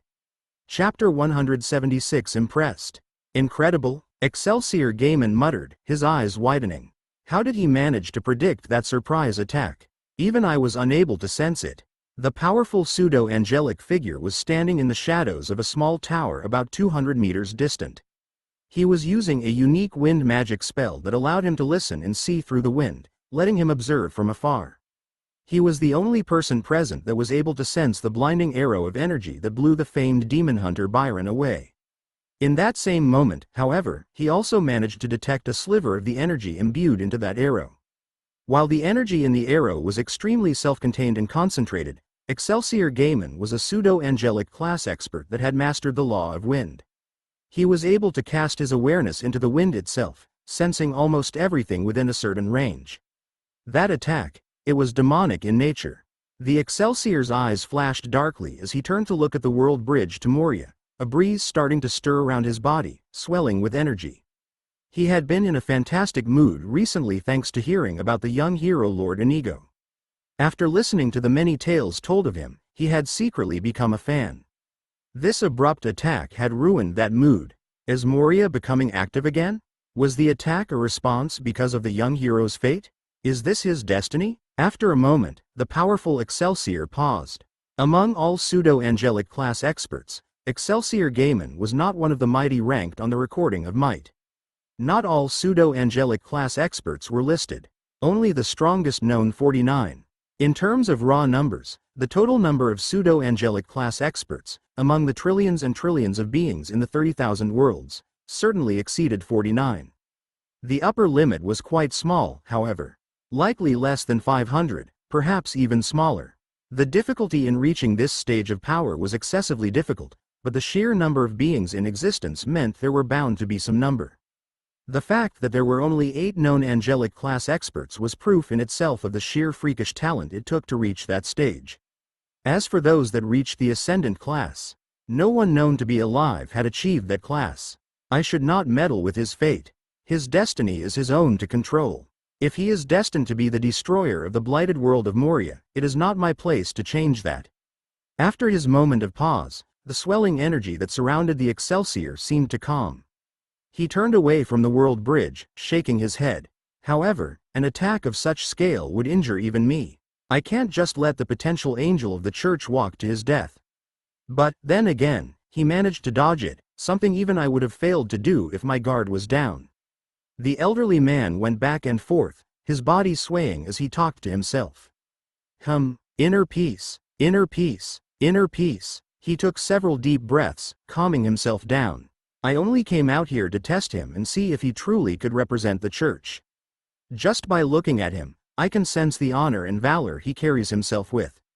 He is a true hero. Excelsior Gaiman was extremely confident in his judgment call. However, you can never be too sure. He did come up only as neutral. Was it because of the distance? He rubbed at his bald head. Reading someone's fate across many planets was always a difficult task, even when using powerful artifacts as aids. After a moment's pause, he tapped on a small ring he was wearing. A moment later, a fist-sized bell appeared in his hand, one that glowed very faintly. The Hado truth-seeing bell is much more effective when seeking the truth over a short range, not through multiple planets. Bishop Das oversees the church here and is talented in light magic. Gaiman nodded his head sharply as he made a decision. If he comes up neutral again, I'll help him slightly to point him in the right direction. If he comes up good, I will gift him one of my personal artifacts to guard him.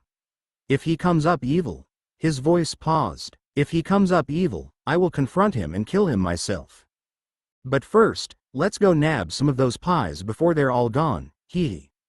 The ostensible ruler of Shaptal was a shade known as Lord Calvier, the city lord of Shaptal. Lord Calvier was a loyal knight under the southern Duke of Shadow, Duke Barmo. He lived in a large mansion at the center of the city, with 2 large towers on either end. In one of these large, gray stone towers, 2 figures could be seen at the very top, on the open roof. One was that of a shade wearing a long green robe, with finely manicured fingers and a rather weak-looking face. He had a weak chin, a small nose, and eyes looked downcast. He was the 3rd Shadow Captain, Kanto Ren, one of the 5 strongest shades under Duke Barmo, and a powerful king-class wizard. In his hands was a folding telescope, one he put down from his face with a frown. "Oh ho, not the results you were expecting, Kanto?" The other figure on the roof said, a voice full of cheer and glee, as if taking pleasure in Kanto's displeasure. The speaker was a gruff-looking human wearing a vest of gray metal armor that seemed almost grafted to his skin. He looked to be in his mid-50s with a handsome face marred by a large scar tugging down the center of his lips and chin. He had short blonde hair and calm green eyes. On his back was a large pair of hammers, strapped into his armor. "He is far stronger than I thought, it's true, Onder. To send Byron flying with a move so quick even I couldn't see it, his fast draw technique is extremely powerful. I have never seen anything like it." Kanto's voice was calm, betraying none of his annoyance. For a Lord-class shade to be so powerful, no wonder the church has paid so much attention to him. "He's the real deal," Kanto continued and then sighed, his face twisting in a frown. "Bahaha, indeed. Though, you with your magic and me with my mountain hammers, we could easily do the same thing. Byron is strong and good at killing demonic remnants, but his skill is still lacking due to all the focus he puts into alchemy." As the cheerful human spoke, a powerful king-class aura rippled out from him, one that was incredibly dense and powerful, an aura of might that was incredibly strong. A late king-class aura that stood at the very peak, just a step away from pseudo-angelic. Who knows, maybe that young hero really will clear out Moria. I like him. Onder Borko, the mercenary leader of the A+ ranked Borko mercenaries, the group guarding the superior auction of Shaptal and a team considered one of the closest to achieving S rank, continued, laughing loudly as he stepped to the edge of the tower. "I'll be at the auction house if you have anything else interesting to share." Bahahaha. Kanto watched with distaste as the local leader of the Golden Moon Mercenary Alliance threw himself off the tower with abandon. A gradual silence covered the tower as the Shadow Captain was left alone. "I better contact Duke Barmo before I take further action." Kanto sighed, feeling depressed. How could he have known that Lord Inigo was so freakishly strong despite being only Lord class? He would need to reevaluate any future plans he put into place at the behest of the Duke. Where in the world did that come from? Was that purely because of fate, or something else? Dorian's first thought was on the blast of energy that had shot past him and knocked the alchemist away. He felt more than saw the attack coming thanks to fate, but he still didn't actually know what it was from.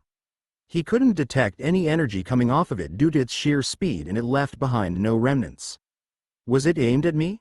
He tossed the thought away for now, deciding to mull over it later as he glanced around at the onlookers. Incredible, woo, Lord Inigo, heavens above, what skill! A deluge of cheers broke out as everyone came to their senses, the shocked silence falling away. Clapping and applause broke out as people resumed their chants in support of Lord Inigo, as if nothing had changed. Dorian, meanwhile, looked at the badly mangled street with a frown. It was exactly as he had expected. Their duel had caused a great amount of damage, obstructing the main part of the road. Do mighty people really not care at all? He could understand fighting out in the woods or on a world bridge. But a city street? He sighed. Maybe they could use magic to fix the damage quickly. This was a rather affluent city after all. It still rubbed him the wrong way. The various shades that had been on Byron's side all looked at Dorian, fear and awe on their faces. The biggest visible emotion, however, was one of respect. As they saw Dorian frown, several of the shades visibly wilted, looking down in shame. How could they dare to doubt the mighty and courageous Lord Inigo? He had even been so kind as to try and avoid harming demon hunter Byron, doing everything to avoid having to attack seriously. "O great hero, we beg your forgiveness. Our foolishness caused us to believe you were a sham, and we are." The group of shades bowed almost in unison as one of the stronger ones, a pseudo-king expert, came forward apologizing. "It is fine. Rise, rise. I don't do the whole bowing thing." Dorian cut the shade off, waving his hand at them. He already felt bad enough for tricking them, there was no way he'd let them start prostrating themselves. The shades all stood up, tears glimmering in their eyes for Lord Inigo's great magnanimity. Dorian resisted the urge to roll his eyes. Was he really that convincing? "That's right, how could you doubt our great hero? The Holy High Lord is far above the likes of you." A booming voice from behind shook the air as Captain Fabian stepped forward, his demeanor bold and proud. "Brother, we were wrong. Allow us to redeem ourselves." The pseudo-king class speaker for the Shades began. "We originally traveled here to join Lord Inigo's army to wipe out the blighted world. We were led astray, but we have returned to the righteous path. Here, we must wipe out the demons." Cheers broke out from the previously wilting shades as they regained their fire, the original reason they were here flowering once more. None of these shades had a weak will. All of them had originally come to Shaptal to join an army headed to wage war against the demonic remnants of Moria, after all. Such a mission was not one for the faint of heart. "Well, that is," Fabian began, but also was cut off as Dorian broke in. "Every shade will be needed in the battle against the demons.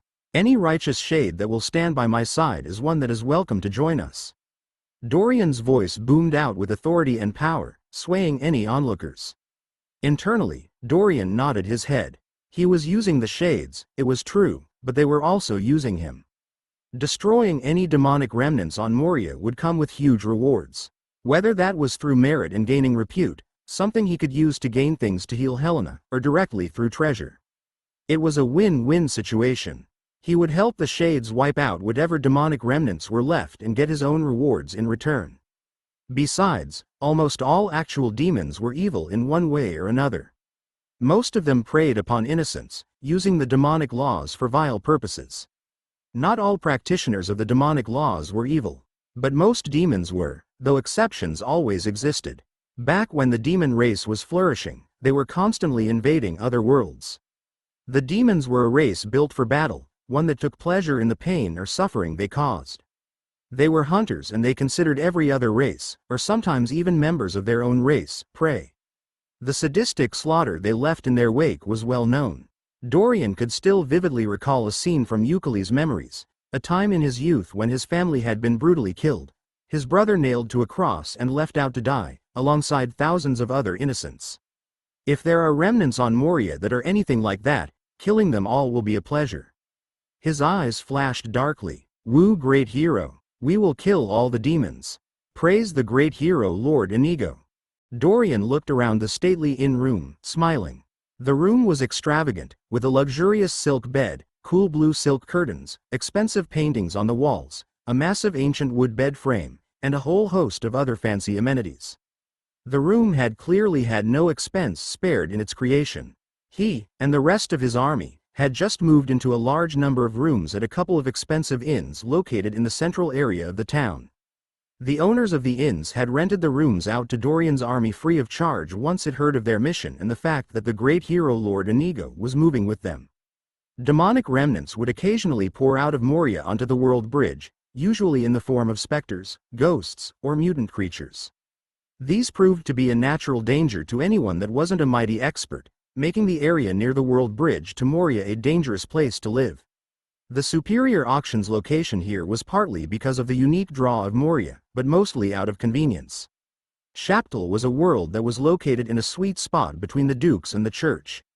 The southern Duke of Shadow, the eastern Duke, the western Duke, and the central Duke, all of them had bases located relatively close to this superior auction. While the Church of Light had a superior auction located right in its home base, this superior auction happened to be in a relatively good location as well, near one of the 12 archbishop dioceses. Archbishops were second only to the excelsiors of the church in authority and power. The Holy Prince also held great authority and strength, but he wasn't included directly in any line of power. He had the potential to succeed the high priest, but until then, he had little authority in terms of the clergy. Dorian shook these thoughts from his head as he looked over to the bed, his heart beating heavily with worry. Helena had fallen into a deep slumber again. Her face had grown paler and even gained a sickly air, as if she was truly ill. This wasn't a cover or disguise. This was her true state of being currently. As she fought to heal herself, Helena had told Dorian that her injury appeared to be worse than it seemed in a manner she couldn't fully understand. She needed to receive treatment. But I can't just take her to get healed, he thought, feelings of frustration welling in him. Not when I'm in enemy territory.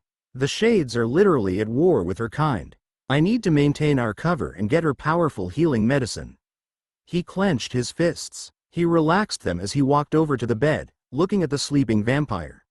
Rest easy, Helena. He put his hand on hers, making sure she was tucked in and comfortable. I'll get you healed soon. It was time to visit the superior auction while there was still time left in the evening. Ah yes, Lord Inigo. You're interested in the dancers? I believe it's a style of dance that has become quite popular among the Mercenary Alliance. It is said to have first been discovered by a crew working on the World Bridge to Tapricia. It requires considerable coordination and talent for high-level dancers and is one of the hottest topics among the youth right now. I believe it's called Country Two-Step. Chapter 177 Superior Moon Auction House. Dorian's eyes widened imperceptibly as he stared at the sight before him. Just a few minutes ago, he had been on his way to one of the official Superior Golden Moon auction houses, the famed branch of auction houses that hosted all superior auctions throughout the 30,000 worlds. It was mid to late evening, with daylight slowly fading around him. He had opted to move on his own, after asking Fabian to set up some guards to protect his room. He wouldn't risk leaving Helena unprotected, not in her current state. The Shades had all willingly agreed, proud to help serve the great hero Lord Inigo. The fading light tried to paint the city a morose tone. However, Shaptal was a unique city. Dozens of magical lights could be seen, hung across roads and streets, connected from roof to roof. This meant that even in the darkest of nights, the city would still bear light. While it wasn't particularly bright, it was enough to see, and added a certain serene beauty to the city. Dorian moved through the city quickly, taking little time to take in the sights. He passed by regular people in a blur, speeding along without running into anyone. In just a short amount of time, he found himself inside a central square, right next to a large building. A building so large it was practically a mansion and not just a building, dominated the center of this square. It was completely made up of gray granite, with a foreboding but also brutalistic appearance. On the top of the large, blockish facility, was a large stone carving of a crescent moon. The succinctly named Superior Moon Auction House, one of the official Superior Golden Moon auction houses, located in the central square at the heart of the city. Dorian had obtained directions on how to get here before he left. The rest of the square was dominated by more stately-looking buildings, used for governance or other functions. Dorian could sense multiple powerful auras inside the building in front of him. He could also sense several odd energy permutations. There was clearly magic of some kind protecting and covering the Superior Moon auction house from head to toe. After a moment of observation, he moved forward without hesitation towards a set of solemn-looking stone doors. Several decidedly human guards could be seen standing outside these doors with bored looks on their faces. They were clad in golden outfits and only eyed Dorian briefly as he walked past them before nodding at him respectfully. Species: Human. Class: Grandmaster Class. Pseudo-Lord. Maximum Energy Level: 2108. Species: Human. Class: Grandmaster Class. Pseudo-Lord. Maximum Energy Level: 2356. Species: Human. Class: Grandmaster Class. Pseudo-Lord. Maximum Energy Level: 1997. They're all Pseudo-Lord humans, huh? They certainly didn't cheap out on even basic guards. He observed. The fact that even the door guards were Pseudo-Lord class showed the wealth and presence of the auction house. Greetings. Welcome to the Superior Moon Auction House. As soon as Dorian moved through the large stone door, he was immediately greeted by another human, a young-looking master-class woman clad in a long, golden dress with a moon stitched into it. "Thank you." Dorian's response was smooth and graceful as he smiled back, playing the part of Lord Inigo as he glanced around. The interior of the Superior Moon Auction House was far more luxurious than the exterior. The entrance was a large, carpeted room with a desk at the front and several couches and chairs languidly set off to the side. Several shades could be seen milling about, as could several humans, the only two species present. "How can I help you?" The attendant continued to respond, smiling at him cheerfully. "Is there a list of what is going to be auctioned? I'd like to peruse it." As Dorian replied, he could hear whispers and people turning to point at him, spreading throughout the room. It seemed he had become a rather familiar figure. Yes, of course. Dorian was constantly releasing a powerful, valorous aura while he was here.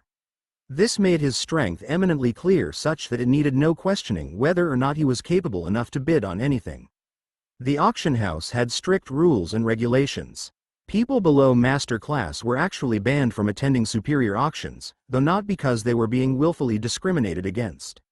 In the past, there had been incidents of powerful clashing auras from various king class and even pseudo-angelic class figures as they argued over one item or another. To people below the master class, things like this could cause one to die outright. Thus, to prevent that, the auction house limited those that could even enter it. The guards standing watch outside had sensed that Dorian had an aura, a unique trait of those at the lord class or higher, and thus had not interfered with him. "Please, this way." The smiling attendant led Dorian out of the main room, away from staring eyes, and down a hallway off to his left. The hallway was equally resplendent, decorated with glowing crystals, tapestries, and ornate sculptures. In just a few short moments he found himself in a small room with several large tables spread out in it. Several guards and attendants could be seen standing off on the side of this room, while a small number of guests were perusing the tables. Each table contains a list of various objects slated to appear in the superior auction coming up later this month. The attendant bowed as she finished leading Dorian, giving him a small nod. "Got it, thanks." Dorian thanked her as she backed away and left the room, returning to the front. He walked forward on his own, moving up to one of the tables. He began to read over one of the spread-out lists. Red onyx enameled spear, B+ ranked. A powerful artifact created by a magic blacksmith of considerable talent, this spear is said to be able to pierce through anything in existence. However, to wield the spear effectively, one must use magic or follow a law related to earth or fire, to some degree. Energizing elixir pill, B ranked.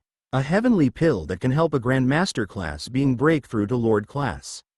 The base requirement is that the user has at least touched upon and sensed one law or another, in some capacity. There are no side effects and the effectiveness is roughly 99.99%. Morning Star Flying Ship, A ranked. An extremely powerful flying ship that is able to transport up to 300 beings of humanoid size with ease. This flying ship comes equipped with multiple protective permanent spells including 6 Lord-class Earth Rampart formations, 1 King-class Spatial Distortion Field, 2 King-class Wind Enhancement Casters, and 4 Lord-class Barrier Shields. Dorian looked from exhibit to exhibit, his eyes growing larger and larger. The Superior Moon Auction House ranked artifacts using the same scale that they ranked their mercenary teams. In the 30,000 worlds, there was no singular or universal way of ranking artifacts. Different cultures designated them differently, with some cultures not differentiating rankings at all. A pill that can allow someone to break through the wall that is Grandmaster class with a 99.99% effectiveness rate is only B ranked? He frowned as he saw this. This was a powerful pill, but if it was only B ranked, how high ranked would a pill that could heal injuries to the soul be? Even further, how expensive would that be? The list of treasures here seemed truly fantastic, even from the small number he had seen thus far. Coming to the Superior Moon Auction House seemed like it would be the right decision. He turned to the side, glancing at one of the attendants on the wall. Most of them were human, though a few were shades. He waved over at one of the female ones, causing her to walk forward. She was one of the younger-looking humans, with long blonde hair and a pretty smile.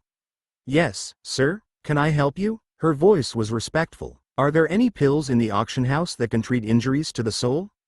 He cut right to the chase. The woman paused for a moment as her eyes grew unfocused, checking her memory. After a moment, the woman nodded. Yes, sir. The upcoming quarterly auction happens in just a couple of weeks. There is confirmed to be a small number of pills that can be used to treat injuries to the soul. Specifically, so far, a batch of soul karma pills, 2 separate divine light pills, and 1 reformation pill.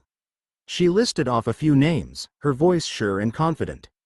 Explain each. Dorian's eyes were cool as he maintained his authoritative air. Soul karma pills are legendary B+ ranked pills that can change fate, infusing one's soul with a large amount of powerful life force. This essence can be used to heal from injuries to the soul, but is more commonly used when preparing to break into the king class. They are effective for anyone below king class. A ranked divine light pills are made specifically to increase the strength of one's soul, but also have the side effect of healing injuries to the soul, combining powerful light magic with expensive and rare natural treasures. They are effective for anyone below pseudo-angelic class. Reformation pills are ranked pills made specifically to treat an injured or wounded soul. These pills are infused with healing magic that targets injuries and fills them in, perfectly replacing wounded essence and leaving a soul as if it was never injured in the first place, toughening and strengthening it. They are effective for anyone below pseudo-angelic class. In just a few short breaths, the attendant explained the main point of each pill. Dorian nodded as he heard it, his mind going over the information. If I wish to purchase one of these pills before the auction goes live, would that be possible? He asked a follow-up question. The attendant nodded again. The Superior Moon Auction House prides itself in finding buyers and sellers. You will have to pay a nominal finder's fee, but apart from that, we can indeed set you up with the seller. However, some sellers prefer to sell their wares directly in the auction house and do not accept offers from people trying to contact them. All right, one last question. Dorian responded, looking back at the list, frowning ever so slightly. How expensive would a B+ or a ranked pill be? The attendant promptly replied back, without a hint of irritation or annoyance. Most ranked treasures, whether they be artifacts, pills, manuals, or other items, are usually traded for similarly ranked treasures, or a collection of lower ranked treasures. Some traders will be willing to accept forms of currency, especially golden shields from the Boral autarky, but most people that come here are looking for specific items or goods, or, at the minimum, goods that are ranked similar to their own but more useful to them. After she finished replying, Dorian thanked her and waved her off, his mind going over the new info. So most people only come here when they are looking for something specific or something of equal value. Yeah, that makes sense. He had a small number of golden shields, but he planned on using those to further his understanding of various laws. As for rare artifacts or treasures, he didn't really have much. At the least, he was certain he had nothing comparable to anything on the list before him. I really will need to search for treasure on Moria. His eyes flashed as he renewed the determination in his heart. That or rob someone for treasure or a pill that can heal Helena. The idea left a bitter taste in his mouth. But if he was backed into a corner with no way out, he would do what he needed to do to save her. I can always look for someone evil to rob if I have to. Besides, there is no telling that I'll need to or not. He shook the thought from his head. After a few more minutes of looking at various lists, Dorian left the room. He then went off on his own, walking down the hallway. He could detect a large number of presences, some that were quite powerful, down at the end of the hallway he was walking through. He decided to explore the Superior Auction House a bit, curious about what he might find. The hallway ended in what he learned was, after he asked an attendant standing by, a large open lounge for guests of the auction house.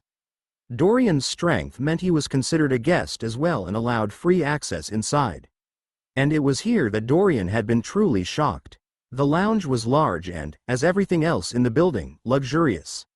A crackling fireplace was set off into one wall near a collection of couches and comfortable-looking armchairs, most of which were taken up by various shades and a few humans. A long table lined with various small snacks and drinks was set next to this area, lined up against the neighboring wall. A few shades could be seen snacking and talking to each other in an animated fashion. Most of the shades here were Master Class, Grand Master Class, or even a couple that were Lord Class. None had a higher energy level than Dorian. What shocked Dorian, however, was the large dance floor set opposite the fireplace and couches, complete with a small band on the side of it playing comfortable music. The floor was smooth, made of gray stone, and was filled with a few dozen people all dancing. They weren't professional dancers, but rather, guests that were enjoying themselves and dancing to the music. And the style they were dancing was one he knew well. After all, it was a style from Earth. Country two-step. Greetings, good sir. Before Dorian could let this sink in, a middle-aged man's voice interrupted his thoughts. He looked over to the side at the shade that had just come up to greet him. It was one of the Lord-class shades. He had a leathery face and a sinewy body that looked mean and tough, but was presently smiling at Dorian cheerfully. "Forgive me for being rude, but you are Lord Inigo, correct?" The shade began. Dorian nodded in response, still mute from his shock at the dancers. "Ah, how wonderful. I've heard so much about you and I've got to say I'm a huge fan. Your tale is a tragic one, and I can only pray for your success." The middle-aged shade bowed slightly, greeting Dorian warmly. "Ah, right, I am a humble merchant, Tankito Rock, at your service." Tankito introduced himself, shaking Dorian's hand warmly. He seemed delighted to have recognized Lord Inigo, obviously a devout follower of the Church of Light. Whispers and talk spread out among the rest of the people in the lounge as they turned and stared at Dorian, recognizing him. It seemed apparent that his image had been spread far and wide, especially after the altercation in the streets of Crackle earlier. As Tankito greeted Dorian, Dorian's eyes drifted back off towards the people dancing on the dance floor. When the merchant saw this, he spoke the words that confirmed Dorian's shock. "Ah yes, Lord Inigo. You're interested in the dancers? I believe it's a style of dance that has become quite popular among the Mercenary Alliance. It is said to have first been discovered by a crew working on the World Bridge to Tapricia. It requires considerable coordination and talent for high-level dancers and is one of the hottest topics among the youth right now. I believe it's called country two-step." No way. Dorian's mind flashed back to what felt like a lifetime ago. To a time when he taught a young daughter of a group of Earthmen merchants the footwork to country two-step, encouraging her to teach her friends. It seemed like she had taught some of the mercenaries in the Golden Moon Mercenary Alliance, perhaps the ones helping to escort her. And the style must have spread like wildfire from there, moving from person to person, world to world, becoming popular enough that it had become a staple here on Crackle. Wow, Dorian couldn't help but smile, the feeling of coming full circle a satisfying one. Abruptly, while Dorian was in the midst of celebration, he felt a sensation that put him on an extreme level of alert. Something that was completely unexpected and out of the blue. He felt the presence of another anomaly. A feeling that had been subtly present as soon as he walked into the lounge, but one he hadn't recognized at first due to his distraction. The presence seemed to be dampened somewhat, as if it couldn't pulse out freely to Dorian's mind, something that he figured had to do with the various protective and dampening spells cast on the auction house. Immediately his thoughts went to 15. He's here? Is he about to attack right now? Dorian's eyes widened as he activated his perfect body ability, spreading out his senses as far as possible as he scanned everyone in the room. His entire body went on high alert. As he tensed up, he saw a figure walk off the dance floor. A blonde-haired human male, with a pretty shade girl on his arm, laughing and smiling. He gave the pretty girl a kiss before sending her off, walking confidently towards Dorian and Tankito. "Greetings, Lord Kent. I must introduce you. This is the Lord Inigo Montoya himself, in the flesh." The merchant Tankito took it upon himself to introduce the figure, his voice ingratiating. "A pleasure to meet you. I've heard so much about you." Lord Kent's voice was smooth and rich, cindering with passion that carried a certain feeling of grandness as he finished walking forward. He was wearing a sharp-looking black suit, complete with a gray vest and even a tie, a somewhat rare sight here in the 30,000 Worlds. Suits similar to ones found on Earth did exist here in the 30,000 Worlds, though they weren't super popular. Lord Kent was an anomaly.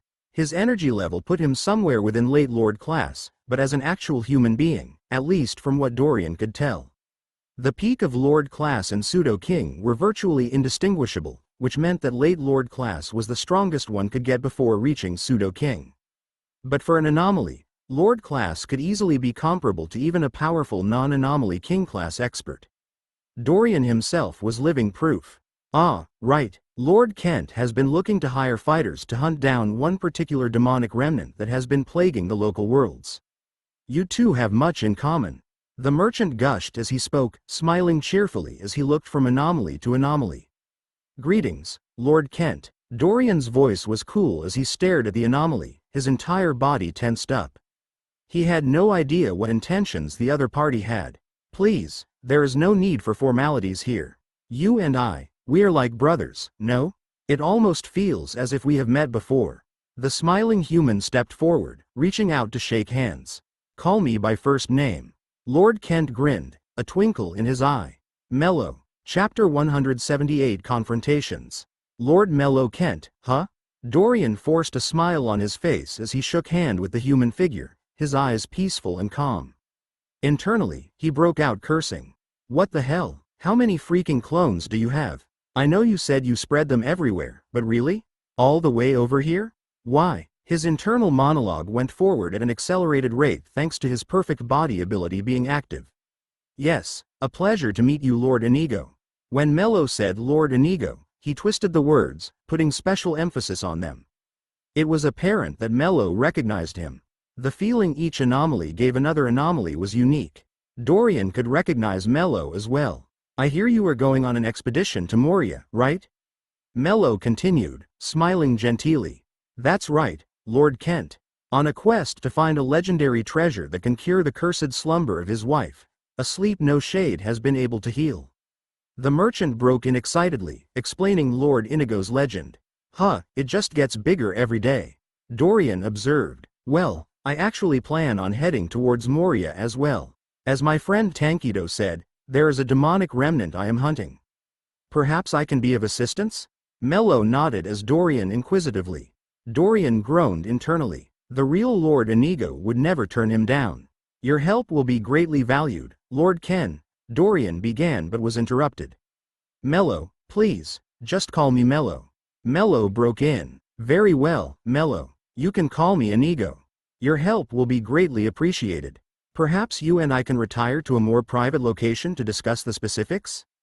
Dorian responded, eyeing Mello meaningfully. Mello smiled. That would be my pleasure. On the planet of Evanen, the world of eternal evening, a man wearing a smooth pair of black leather pants and a relaxed gray vest with a white undershirt stood in a large room with a glass of wine in his hand. His handsome face, with a smooth jawline and piercing green eyes, made him look the very picture of elegance. His long white hair was wrapped up atop his head in a bun, with an ornamental needle keeping it in place. Marcus Aurelius swirled around the wine in his glass, looking at it intently. He then sighed deeply, and then looked back down at the map spread out upon a table before him. A majestic air seemed to gather around him as he leaned forward, dignity wrapped around him like a cloak. He slowly raised it to his lips, drinking it slightly, his movements full of calm assurance. Ah, a most excellent vintage. Is it from Turinot? He said, his eyes studying the map before him. A woman glanced over at the vampire highlord, rolling her eyes as she did so. She was wearing a tight, form-fitting red dress and had brilliant black hair that rolled off her shoulders, carrying herself with an elegant and powerful air. She smiled as she spoke, her beautiful lips warming while her purple eyes gleamed. My lord, this is the 43rd time you've repeated this, can't you at least use a different lin? Woman, I am 7,000 yea. My lord, you've repeated that 43 times as well. I am well aware of your advancing age and possible senility. The powerful High Lord turned to glare at his spymaster, eyeing her sternly for a moment. After a moment, he relented with a snort, turning back to the map. Fine, Julia, tell me what you have to share. We've pinpointed where we believe all 3 of the missing members of the Reavers are located.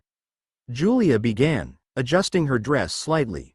Trajan and Probus are together as usual, the pair as close as brothers.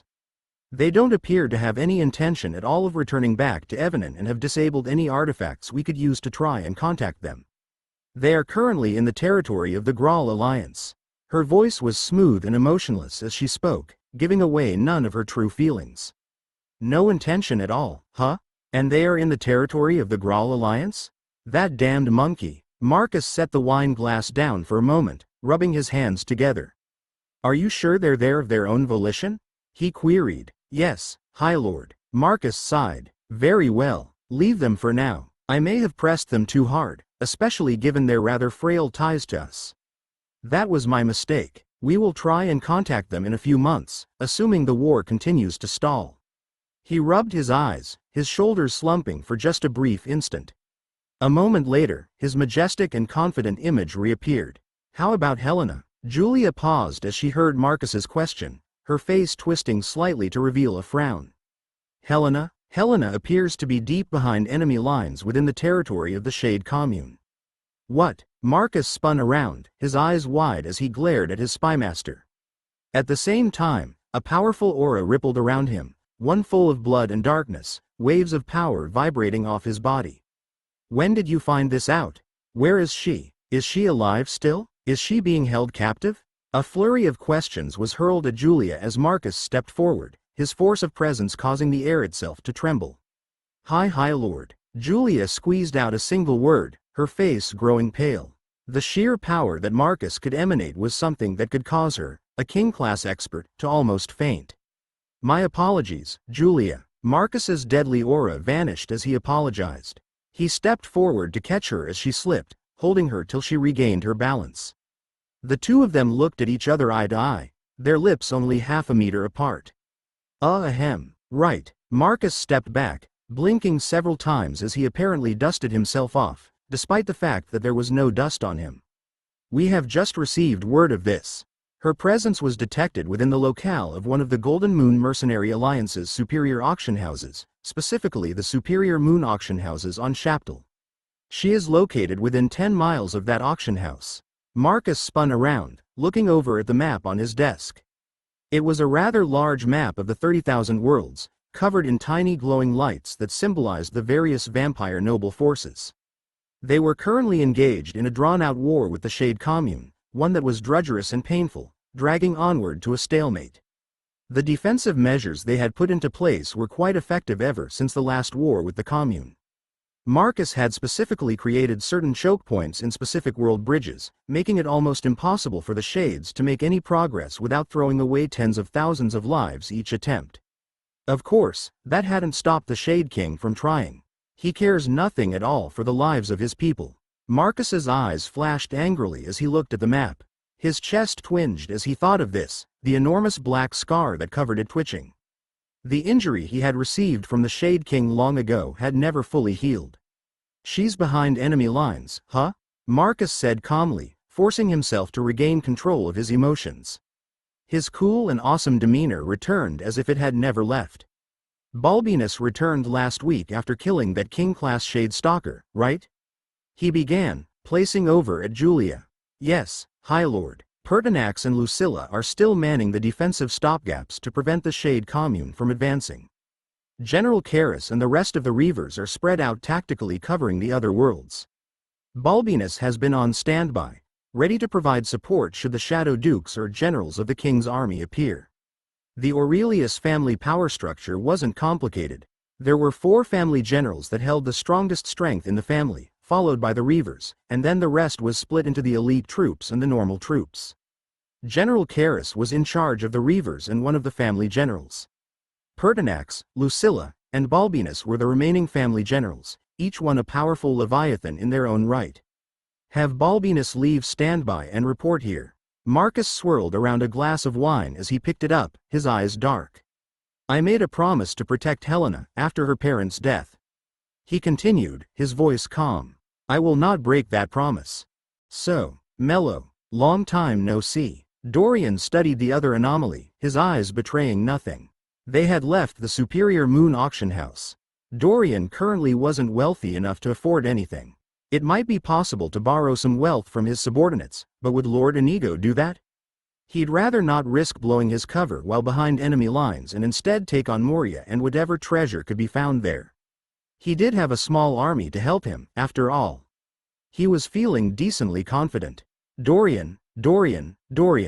My, it hasn't been that long, has it? Mello smiled and laughed as he replied, crossing his arms casually. It was late evening outside.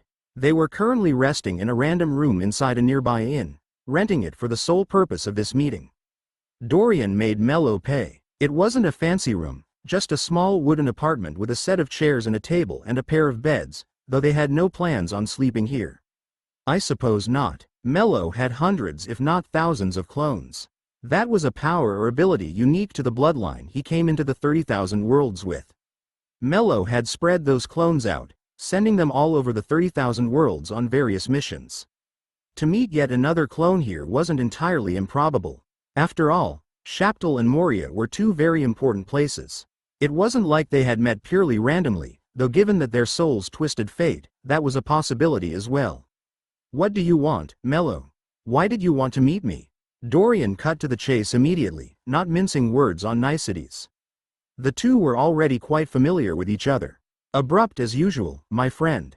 I see that you have yet to accept the vileness of this reality. Mello sighed dramatically. What do you want, Mello? Dorian repeated himself, his eyes boring into Mello relentlessly. All right. Mello held his hands up in the air and then continued. I actually never expected to meet up with you here, Dorian. In fact, I had no idea you were Lord Inigo. Mello began, motioning at him. However, upon realizing you were, well, an idea came to mind. Mello nodded. I'd like to propose an alliance between you and I know, not my official alliance between anomalies, just a temporary one. Mello quickly corrected himself as he saw Dorian's initially disgruntled expression. He had tried to recruit Dorian onto his side in the past, to no avail. A temporary alliance? Dorian blinked. This had been outside his expectations.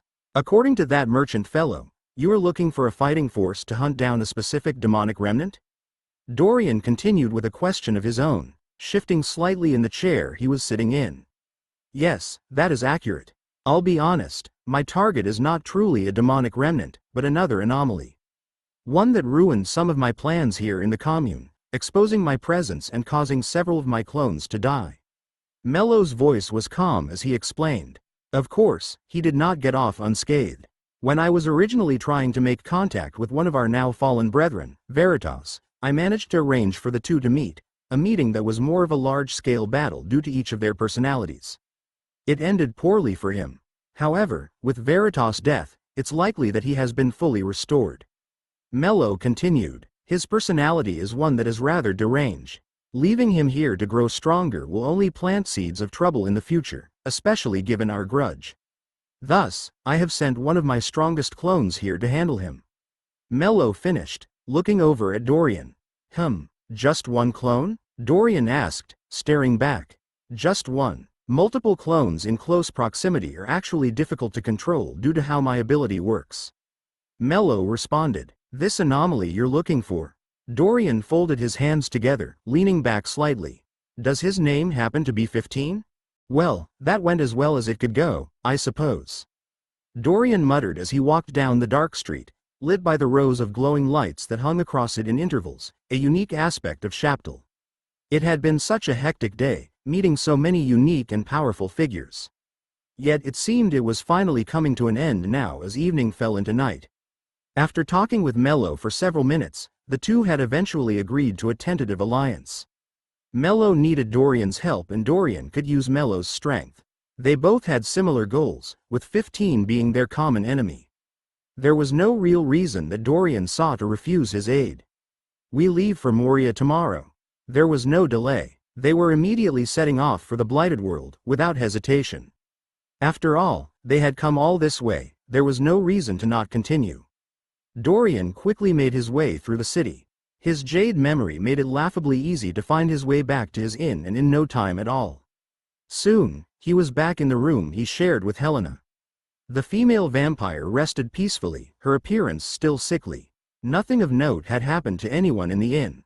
The fact that they were a literal powerful army rebuffed any potential trouble. No one would dare to mess with them. Dorian settled down to meditate, leaning against one of the luxurious padded chairs in the room as the night bled onward. He didn't allow himself to rest, using his growth points as a substitute. He began to plan for the upcoming adventure towards Moria. He went over his various forms, taking note of them. My Void Raptor form has its own unique points, especially with its Void Shock ability that can create shockwaves that penetrate through space itself and its fast agility. Eventually, I'll be off on my own. He muttered quietly. When it comes to speed and agility, Even my balanced demon form won't hold up to that one, in addition to considering the mystic armored body ability will be extra effective on my void raptor form, given that the ability originated from it. I'll use you as my primary exploring form. He planned on separating from his army at some point. While the other shades might be useful in helping clear out the outskirts and taking care of monotonous issues, Dorian knew that he himself would be the one fighting the truly deadly fights. Still, the help they can provide isn't nothing. It will help me conserve my energy until I have to face 15. They can also help me find rare treasures and explore faster. He nodded and continued to plan. Should I grow some new bloodlines? I don't really have anything I want to devote a lot of points to, not right now. Even though he had a large number of points now, none of his bloodlines stood out particularly much to him. Not enough that he was willing to let himself get distracted by them, anyway. Well, I do have that warping turkey bloodline, The warping turkey bloodline was one of considerable interest to Dorian due to its ability to teleport. No, not yet. I'll need to wait for Helena to wake up. I become basically brainless when I'm in that form. Even if I have Asra transform me out of it the moment I can, I don't want to transform into it to let my soul adapt when I'm on my own. He shook his head and sighed, his thoughts clouded as he continued to make plans. Early morning the next day, Dorian stood alone on a roof that wasn't too far from his inn, taking in the slowly dawning morning light. He took several deep breaths, clenching his fists. Today was the day they left for Moria. Ahem, excuse me. A voice called out to Dorian, distracting him. He spun around in surprise, going on full alert. He hadn't detected the arrival of the speaker at all. Out of nowhere, the figure of an elderly shade, wearing a long white gown with the insignia of the Church of Light on it, appeared standing about a dozen or so meters away, on the same roof that Dorian was standing on. As Dorian looked at the shade, he realized that, unconsciously, he wanted to shrink backwards. The physical body of this shade was incredibly fierce, far stronger than the warrior alchemist he had battled the other day. It gave off a tangible aura that he could feel in his bones. Yes, Dorian said, cautiously. He prepared himself to twist fate if need be, his eyes flashing. Greetings, Lord Inigo. You may call me Gaiman, I am a representative of the church. Excelsior Gaiman's voice was cool as he spoke aloud, not fully revealing his identity. Oh, well, greetings. Dorian stuttered out a response, still surprised by the abrupt meeting. A representative of the church? What does he want from me? I suppose they have been spreading my story. Recently, the church conducted a test in Fade to discover your moral alignment. The first test came up with a neutral result. Gaiman continued, nodding at Dorian calmly. The first test was conducted across a great distance. Due to that, the results were obscured. Thus, we conducted a second test over the course of the last night. Gaiman stepped forward, and your results came back evil. The air around Dorian shivered as a feeling of incredible pressure settled upon him. It was as if he was being eyed by a gargantuan predator, one that was stalking him and watching his every move. Dorian's heart beat erratically as this mental weight slammed into him. Give me one good reason why I shouldn't kill you, here and now. Chapter 179 Crossing. Give me one good reason why I shouldn't kill you, here and now. Thump thump, thump thump, thump thump. Dorian could feel his heart pound in his chest, his body shivering as he felt an overwhelmingly powerful killing intent slam into him. The energy, the pressure, combined with a powerful aura he was detecting, everything he felt had made his instincts scream at him to flee, to run away immediately and escape. The shade in front of him was not someone he could handle. The shade's sheer force of presence was so ridiculously strong it made Dorian's soul itself tremble. Perfect body, activate. Despite the ungodly amount of pressure, the strength of Dorian's soul, and especially his willpower, was not something that could be compared to normal beings. Pressure like this could knock most Lord-class experts unconscious, but could only temporarily shock him. As he withstood the blow to his mind, Dorian drew upon one of the strongest abilities he had. The world around him lost some of its color as his body was vastly enhanced. His perception of time increased and his ability to resist mental attacks increased alongside that. In his perfect body mode, shrugging off the powerful aura was easy. What wasn't going to be easy, he realized, was getting out of this situation. Give you a reason you shouldn't kill me? Dorian clenched his fists, releasing his own valorous aura. This aura of righteous energy clashed with the huge pressure the figure in front of him gave off, setting the air to spark. The shade's aura felt cool and refreshing, crashing down upon Dorian with a huge amount of force. It felt like it was related to water or the wind, perhaps something to do with ice. Dorian couldn't quite tell, because I have done nothing wrong and I am not evil. Dorian's voice boomed as looked the other shade straight in the eye. He pulled upon his soul to twist fate, commanding it to change for him. And, to his total and complete shock, for the first time ever, his soul failed to twist fate. His command had been a simple one, but one he knew would likely cost a huge amount. He wanted to help convince the shade in front of him that he was innocent, borrowing upon his valorous aura. Like a Jedi mind trick from the movie Star Wars that he'd loved back on Earth. However, when the energy in his soul began to melt into the air, trying to twist fate, he had felt a feeling of rejection. The energy flooded back into him and fate remained the same. I can't change it? He pushed the panicked thought to the side as he continued.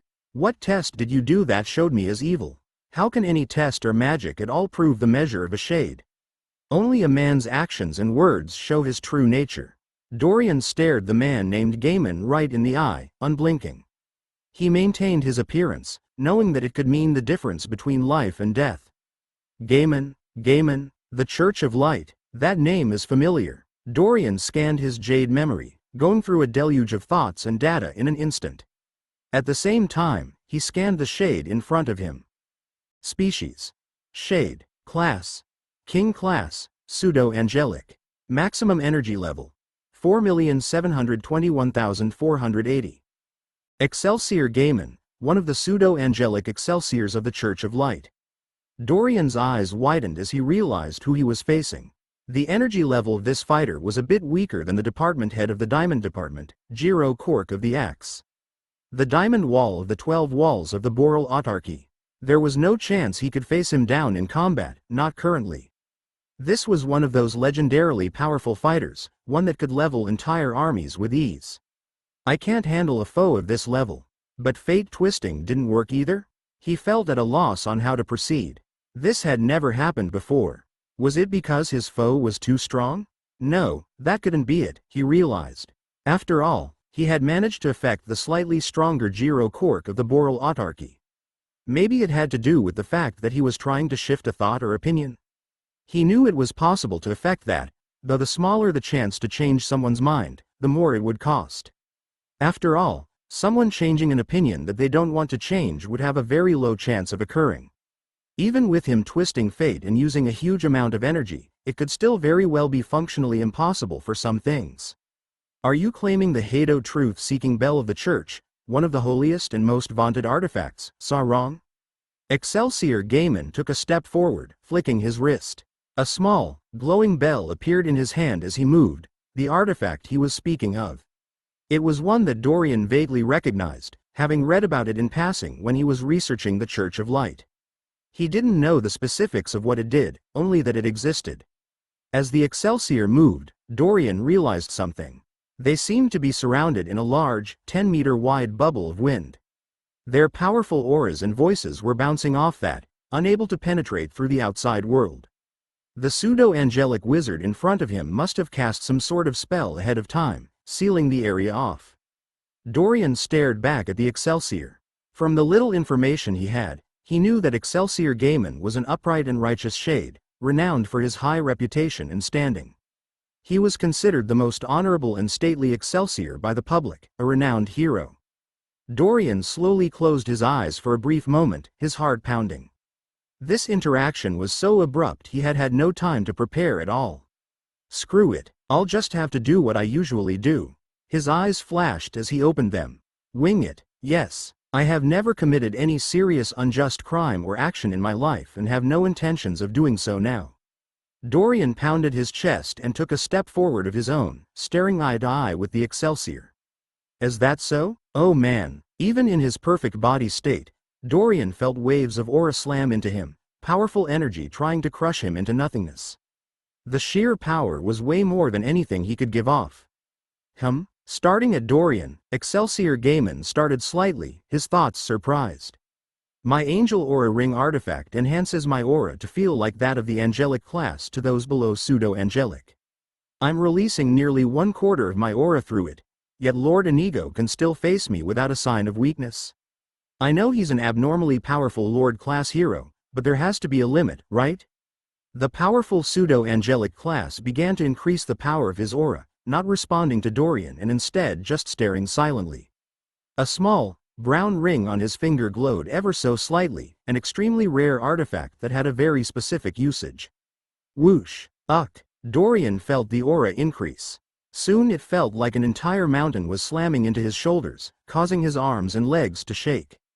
Dorian refused to back down, however, noticing that the Excelsior hadn't taken direct action. He pulled at his will, forcibly making himself stand. It's all the way up to 1/3 and he's still standing. Gaiman blinked slowly, feelings of genuine shock and awe forming in his heart. Whosh! Dorian felt the pressure that was hitting him explode forth and jump in power. The feeling of a mountain was replaced with that of an entire planet, soul-suffocatingly powerful. He put his every single iota of willpower into forcing his body upright, not allowing himself to fall. He's withstanding half the force of an angelic class aura, while he is only at the Lord class. Excelsior's heart contained only one emotion: sheer, sweeping shock. His willpower is incredible. Even I wouldn't be able to take all that, not at Lord class. An instant later, Excelsior Gaiman withdrew most of his aura. Gasp! Dorian sucked in air as his body shook, his eyes fluttering as the world around him returned to normal. He didn't fall down in relief, however, still looking directly at the standing Excelsior. Yes, it is so. I do not lie. Dorian sputtered out as he found his voice again, clearing his throat. Your test was wrong. The Excelsior stared at him silently for a moment. As he saw this, an idea began to form in Dorian's heart. As this idea took root, hope formed alongside it as Dorian took into account this entire weird situation. The lack of any real attack, the abruptness of the accusation and the piercing questions designed to catch him off guard. He smiled. In fact, I don't think you even have a test. Or if you did, it didn't come up evil. Instead, it seems like you're testing me, here and now, to confirm who or what I align to. It wasn't that his soul failed to twist fate. Rather, what he was doing was pointless, because fate had already fallen in his favor. He hadn't actually come up as evil at all. Gaiman rubbed his chin silently, his eyes calm as he looked at Dorian. And if you are wrong in your guess? What, then, would you plan to do? The Excelsior replied, the aura around him fluttering up once more as he gave up nothing.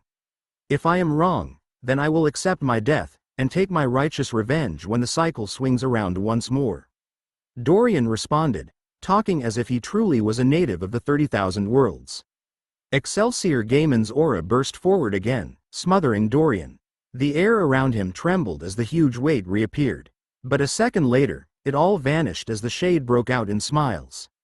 Ha ha ha, all right Lord Inigo, you caught me. You passed my test. Gaiman grinned at Dorian, his eyes twinkling.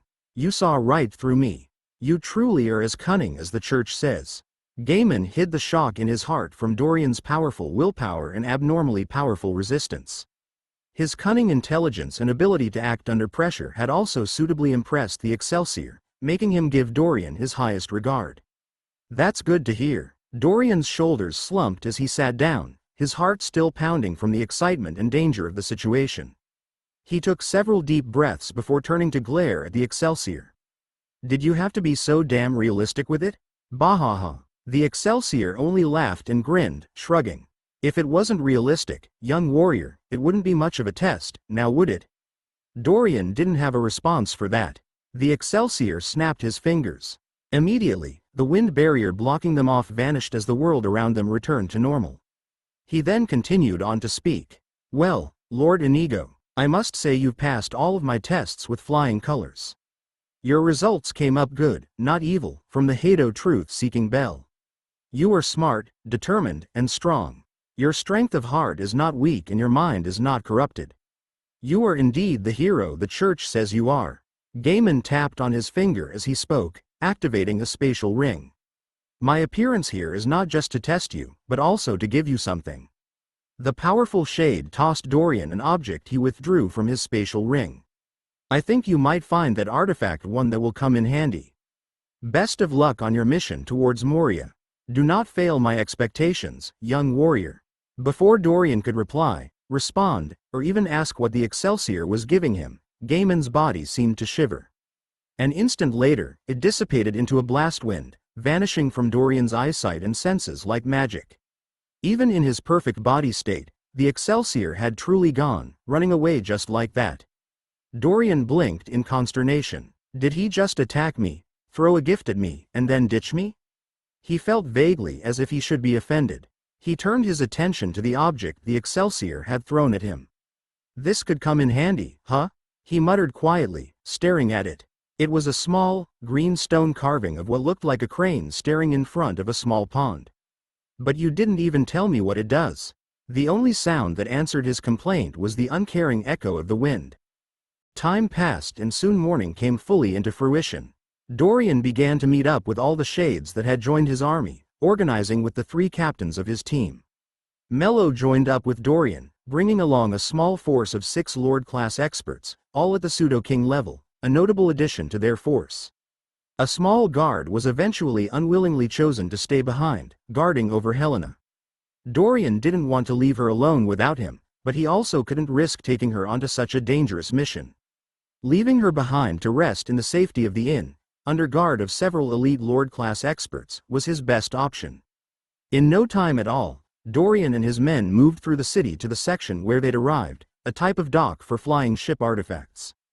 The giant edifices weren't easily stored away unless one had an extremely expensive and rare spatial ring of gargantuan size. They already had a flying ship waiting for them, everything arranged ahead of time. Having subordinates was quite convenient, Dorian noted. They didn't meet with any other experts from the city, either from the Southern Duke of Shadow or the Golden Moon Mercenary Alliance. Both sides seemed to be holding their breath, waiting to see what the results of Dorian's expedition were before they took action, something that was fine with him. As far as he was concerned, the less they interfered the better. Just like that, they set off for Moria. The world bridge to Moria was a rather normal-looking one, covered in sweeping forests. They flew right up it, the flying galley they were in piercing through the sky. Dorian stood on deck at the front of the ship, his eyes scanning the environment. The trip to reach Moria would be a short one, only roughly an hour long. As he turned and looked back out over the ship, he settled in to wait. I've traveled all this way, I can wait a single hour. Meanwhile, back in Cractal, a lone figure could be seen straggling through the northern gate. A familiar, reedy-looking shade, covered in scratches and bruises. The large, oversized heaven-slaying cauldron was strapped to his back, swinging as he moved past the guards. The warrior alchemist Byron, W. Ware. The alchemist coughed as he caught his breath, motioning at the local city guards. Where is Lord Inigo? We have arrived at the edge of the world bridge to Moria. Dorian's eyes gleamed as he heard the captain of the flying ship call out. In front of him, he could see the truth of the captain's words. He was still standing at the bow of the ship. Next to him was his favorite of the 3 captains of the Moria Liberation Force, the king-class mystic martial artist Fabian. Holy High Lord, we must leave the ship here. It can travel forward no further. Air travel on the blighted world risks a dangerous backlash from the environment. Fabian unnecessarily repeated what Dorian had already been informed of, though he had good intentions. Got it. Dorian stepped forward to the edge of the ship, looking out beyond. The world bridge before here was covered in a lively forest and streams. However, once the world bridge reached its end, it became completely barren. No grass, no trees, not a hint of life for several miles. This distinct and jarring line appeared at the exact spot where the world bridge passed through the rippling exit portal of chaotic space into the territory of the world of Moria, descending through its atmosphere. Hup! Without hesitation, Dorian leapt off of the flying ship, his body sailing through the air for more than 100 meters before crashing down on the barren, rocky landscape. Thud! His feet cracked the rock as he landed, throwing up shards of stone and dust. Thud! Thud! Thud! Behind and in front of him, shades began to drop in all around. Powerful Lord-class auras burst forth as each shade landed and went on alert, scanning the environment. Look alive, ladies. Fabian's voice boomed out as he took command, the other shades quickly separating into 3 cohesive groups. Despite the little time they had spent together, everyone here was an expert that could work smoothly with other shades. Ready up! Mello's smooth voice struck out as he landed down nearby with his own squad of fighters, not far from Dorian. Dorian exchanged glances with him, giving him a slight nod. "We're here," Dorian muttered, looking out beyond the portal at the exotic world of Moria, the blighted world. "Time to rustle up some treasure. Time to cleanse Moria. Woo! Praise Lord Inigo. Wipe out the demons." Chapter 180 Moria. The blighted world of Moria. Dorian's first glance of the world caused him to be taken aback. It looked nothing like what he would expect. When he heard the phrase, blighted world, he expected to see a planet that was desolate and filled with death, ravaged by demonic beings. Yet the world before him seemed to be healthy and teeming with life. He saw a colorful landscape full of flowers and trees, with warm sunshine shining down on the swaths of healthy grass that spread out across the land. A large mountain range could be seen off to the left, while a large plain, full of more flowers and trees, stood directly in front. Vaguely, in the distance, Dorian could make out a castle, set several dozens of miles away from the world bridge. According to what I've learned, the blighted world is a world that is united against any non-demonic creature and full of demonic remnants. I never actually read a description of what the world looked like, though. He looked around in mild surprise. The world bridge itself was barren, all the way to the point where it touched down on Moria. Apparently the only life that could exist within this range was that which was directly part of Moria. "I don't see any moving figures," he observed quietly. While he could see what appeared to be plant life living cheerfully, he didn't see any bipedal creatures, or even insects. Everything was also eerily quiet. The soldiers waiting behind Dorian all looked on quietly, a unique feeling sweeping over the crew. A feeling of anticipation, of nervousness, of excitement. "Let's move forward, men. Let us see what Moria has to offer." Dorian broke the silence, his voice sounding off in the air full of bravery and power. Here, to Moria." Without hesitation, they began to move forward. The Moria Liberation Army, plus Melo and his men, jogged down the length of the world bridge. They were still a few miles away from Moria, looking down on it from above. As they ran, Dorian made his way over towards Fabian. The captain's team was centered right next to him. As he realized that he was a bit underprepared, he figured he'd start up a quick conversation with Fabian. The warrior liked to inform Dorian, often unnecessarily, about the risks they were taking and likely would come in useful here. "So this is Moria, huh?" he began, speaking as he ran. They were moving as a unit at a fast pace. It would take around a minute to cross into the world itself. "Yes, Holy High Lord," Fabian responded, bowing slightly as they moved. The rest of the shades were spread out, keeping watch on their surroundings. "We've reached the outer facade of Moria. Don't let the cheerful exterior fool you, Holy High Lord. None of those plants or trees are truly alive. In actuality, they are all dead or dying." Fabian nodded at Dorian, motioning at the world before them. "It has quite the facade," Dorian muttered, glancing at what Fabian waved at, the countless patches of grass and trees that seemed quite alive to him. Fabian simply nodded, his eyes alert and keen as he kept his guard up. Soon they reached the edge of the world bridge, where it connected to Moria. Their force moved almost as one over it. As soon as Dorian stepped foot on the planet's surface, he understood what Fabian meant. "The air, what is this feeling?" He blinked slowly, spreading out his senses. Everything around him, it felt incredibly still. The grasses and trees that appeared to be teeming with life now seemed frozen, unmoving and deathly. Everything was still cheerful and colorful. But Dorian could sense something that made it all look subtly different. There is no energy in the air. When on any other world, there was always one constant thing that Dorian could always feel. The laws of the universe and the background energy coursing the air. This energy was like the heartbeat of the universe. Much of it he could do nothing about and only unconsciously felt. He hadn't even been that aware of its presence before right now. However, when you took it away, he suddenly felt incredibly vulnerable. It was an odd feeling to have something you depend on suddenly become hard to grasp. "Ready up, shades," Fabian's voice boomed out, quickly echoed by Ira and Horbold. "Energy flows weirdly here, so conserve what you got." Drawing on the laws ain't easy and you'll tire quickly.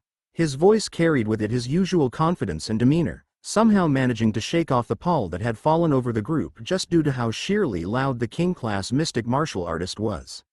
To the first castle, Dorian did possess some knowledge of at least the makeup of Moria. The planet was far smaller than a normal world, for reasons unknown. It was only around 150 miles wide. He could see the curvature of the world, though it had been more pronounced when looking on it from high up on the world bridge. There were several strongholds spread throughout the blighted world. Demonic remnants moved about near each of the strongholds, from what he had been told. Great treasure could be found in the strongholds, if one managed to survive exploring them. For, there was a reason Moria had never been cleansed, despite powerhouses like the Church of Light, the Dukes of Shadow, or the Shade King existing. It all had to do with the suppression of laws on the planet. Law energy ran out quickly and was difficult to replenish. Even for a powerful angelic class expert, this world could quickly become very dangerous. Dorian and his allies began to move forward without hesitation. The eerie atmosphere did nothing to stop the bravery of the Moria Liberation Force. Each one of the shades was here of their own volition. After all, everyone that had sought Lord Inigo out to join his army was someone that wanted to put a dent into the demonic remnants here, no matter the risk. Dorian was more than willing to help them with that. It was a win-win situation for him and them. They crossed several hundred meters of grassy plains. As they moved forward, a few of the shades split off from the group and raced ahead, acting as scouts.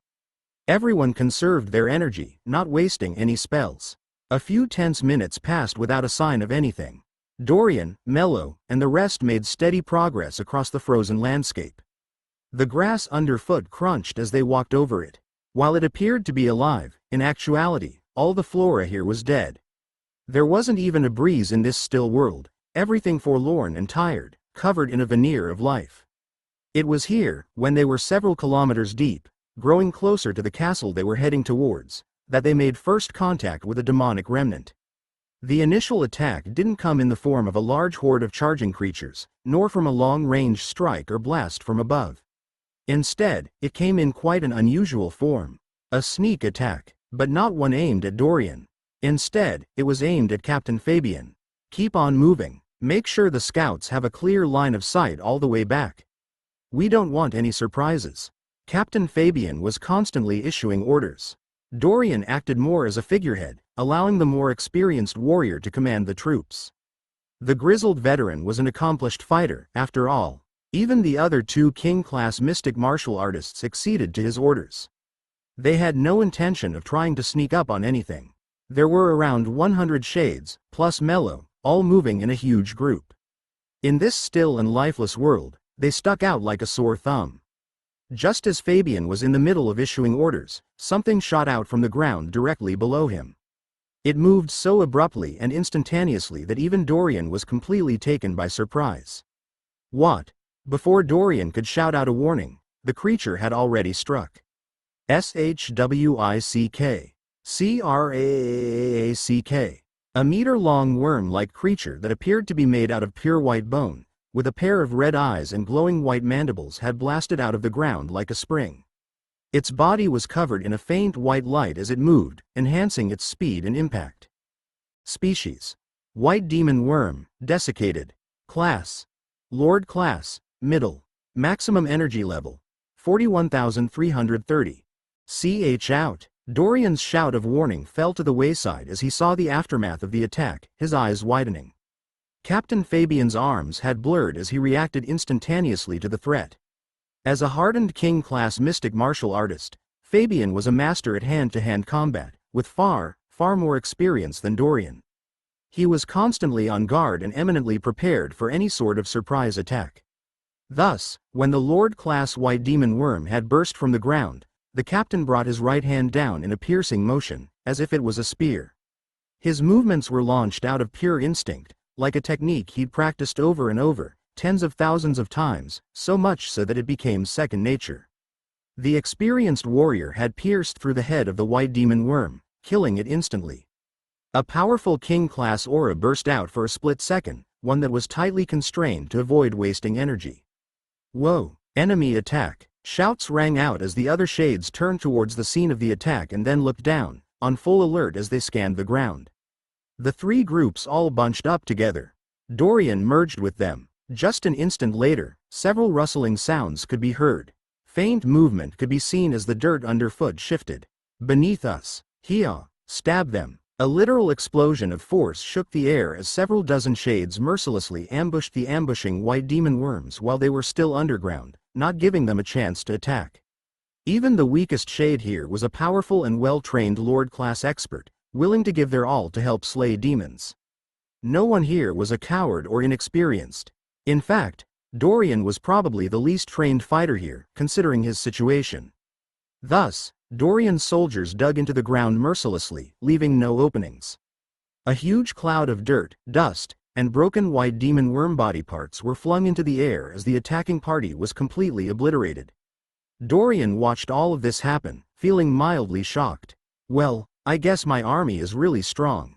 He blinked as the dust cleared, feeling mildly amused and not even a bit worried. He almost felt bad for the demonic remnants.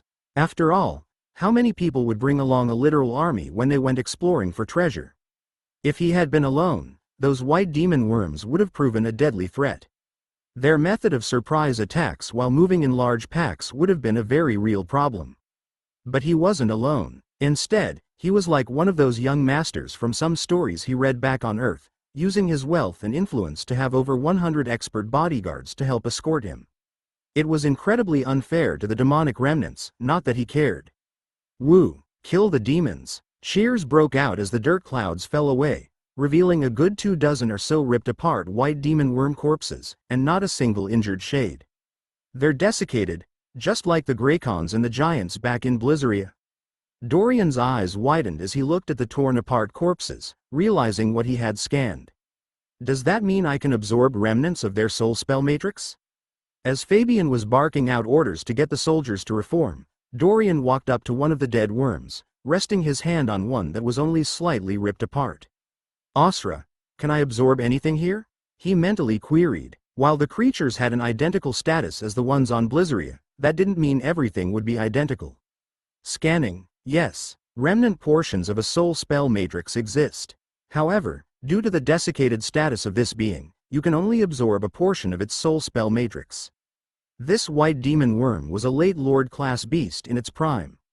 She replied, her voice ringing quietly in his head. What about the bloodline of the demon? He was well aware that he was able to absorb the bloodlines of creatures through their soul spell matrix, as well as through their blood itself. It is in a degraded state. If you absorb more versions of a white demon worm soul spell matrix, it should be possible to piece back together a full replica, and recreate the bloodline and its various abilities. Osra replied calmly. Dorian smiled. Demonic bloodlines were both rare and powerful. He only had a few random ones himself.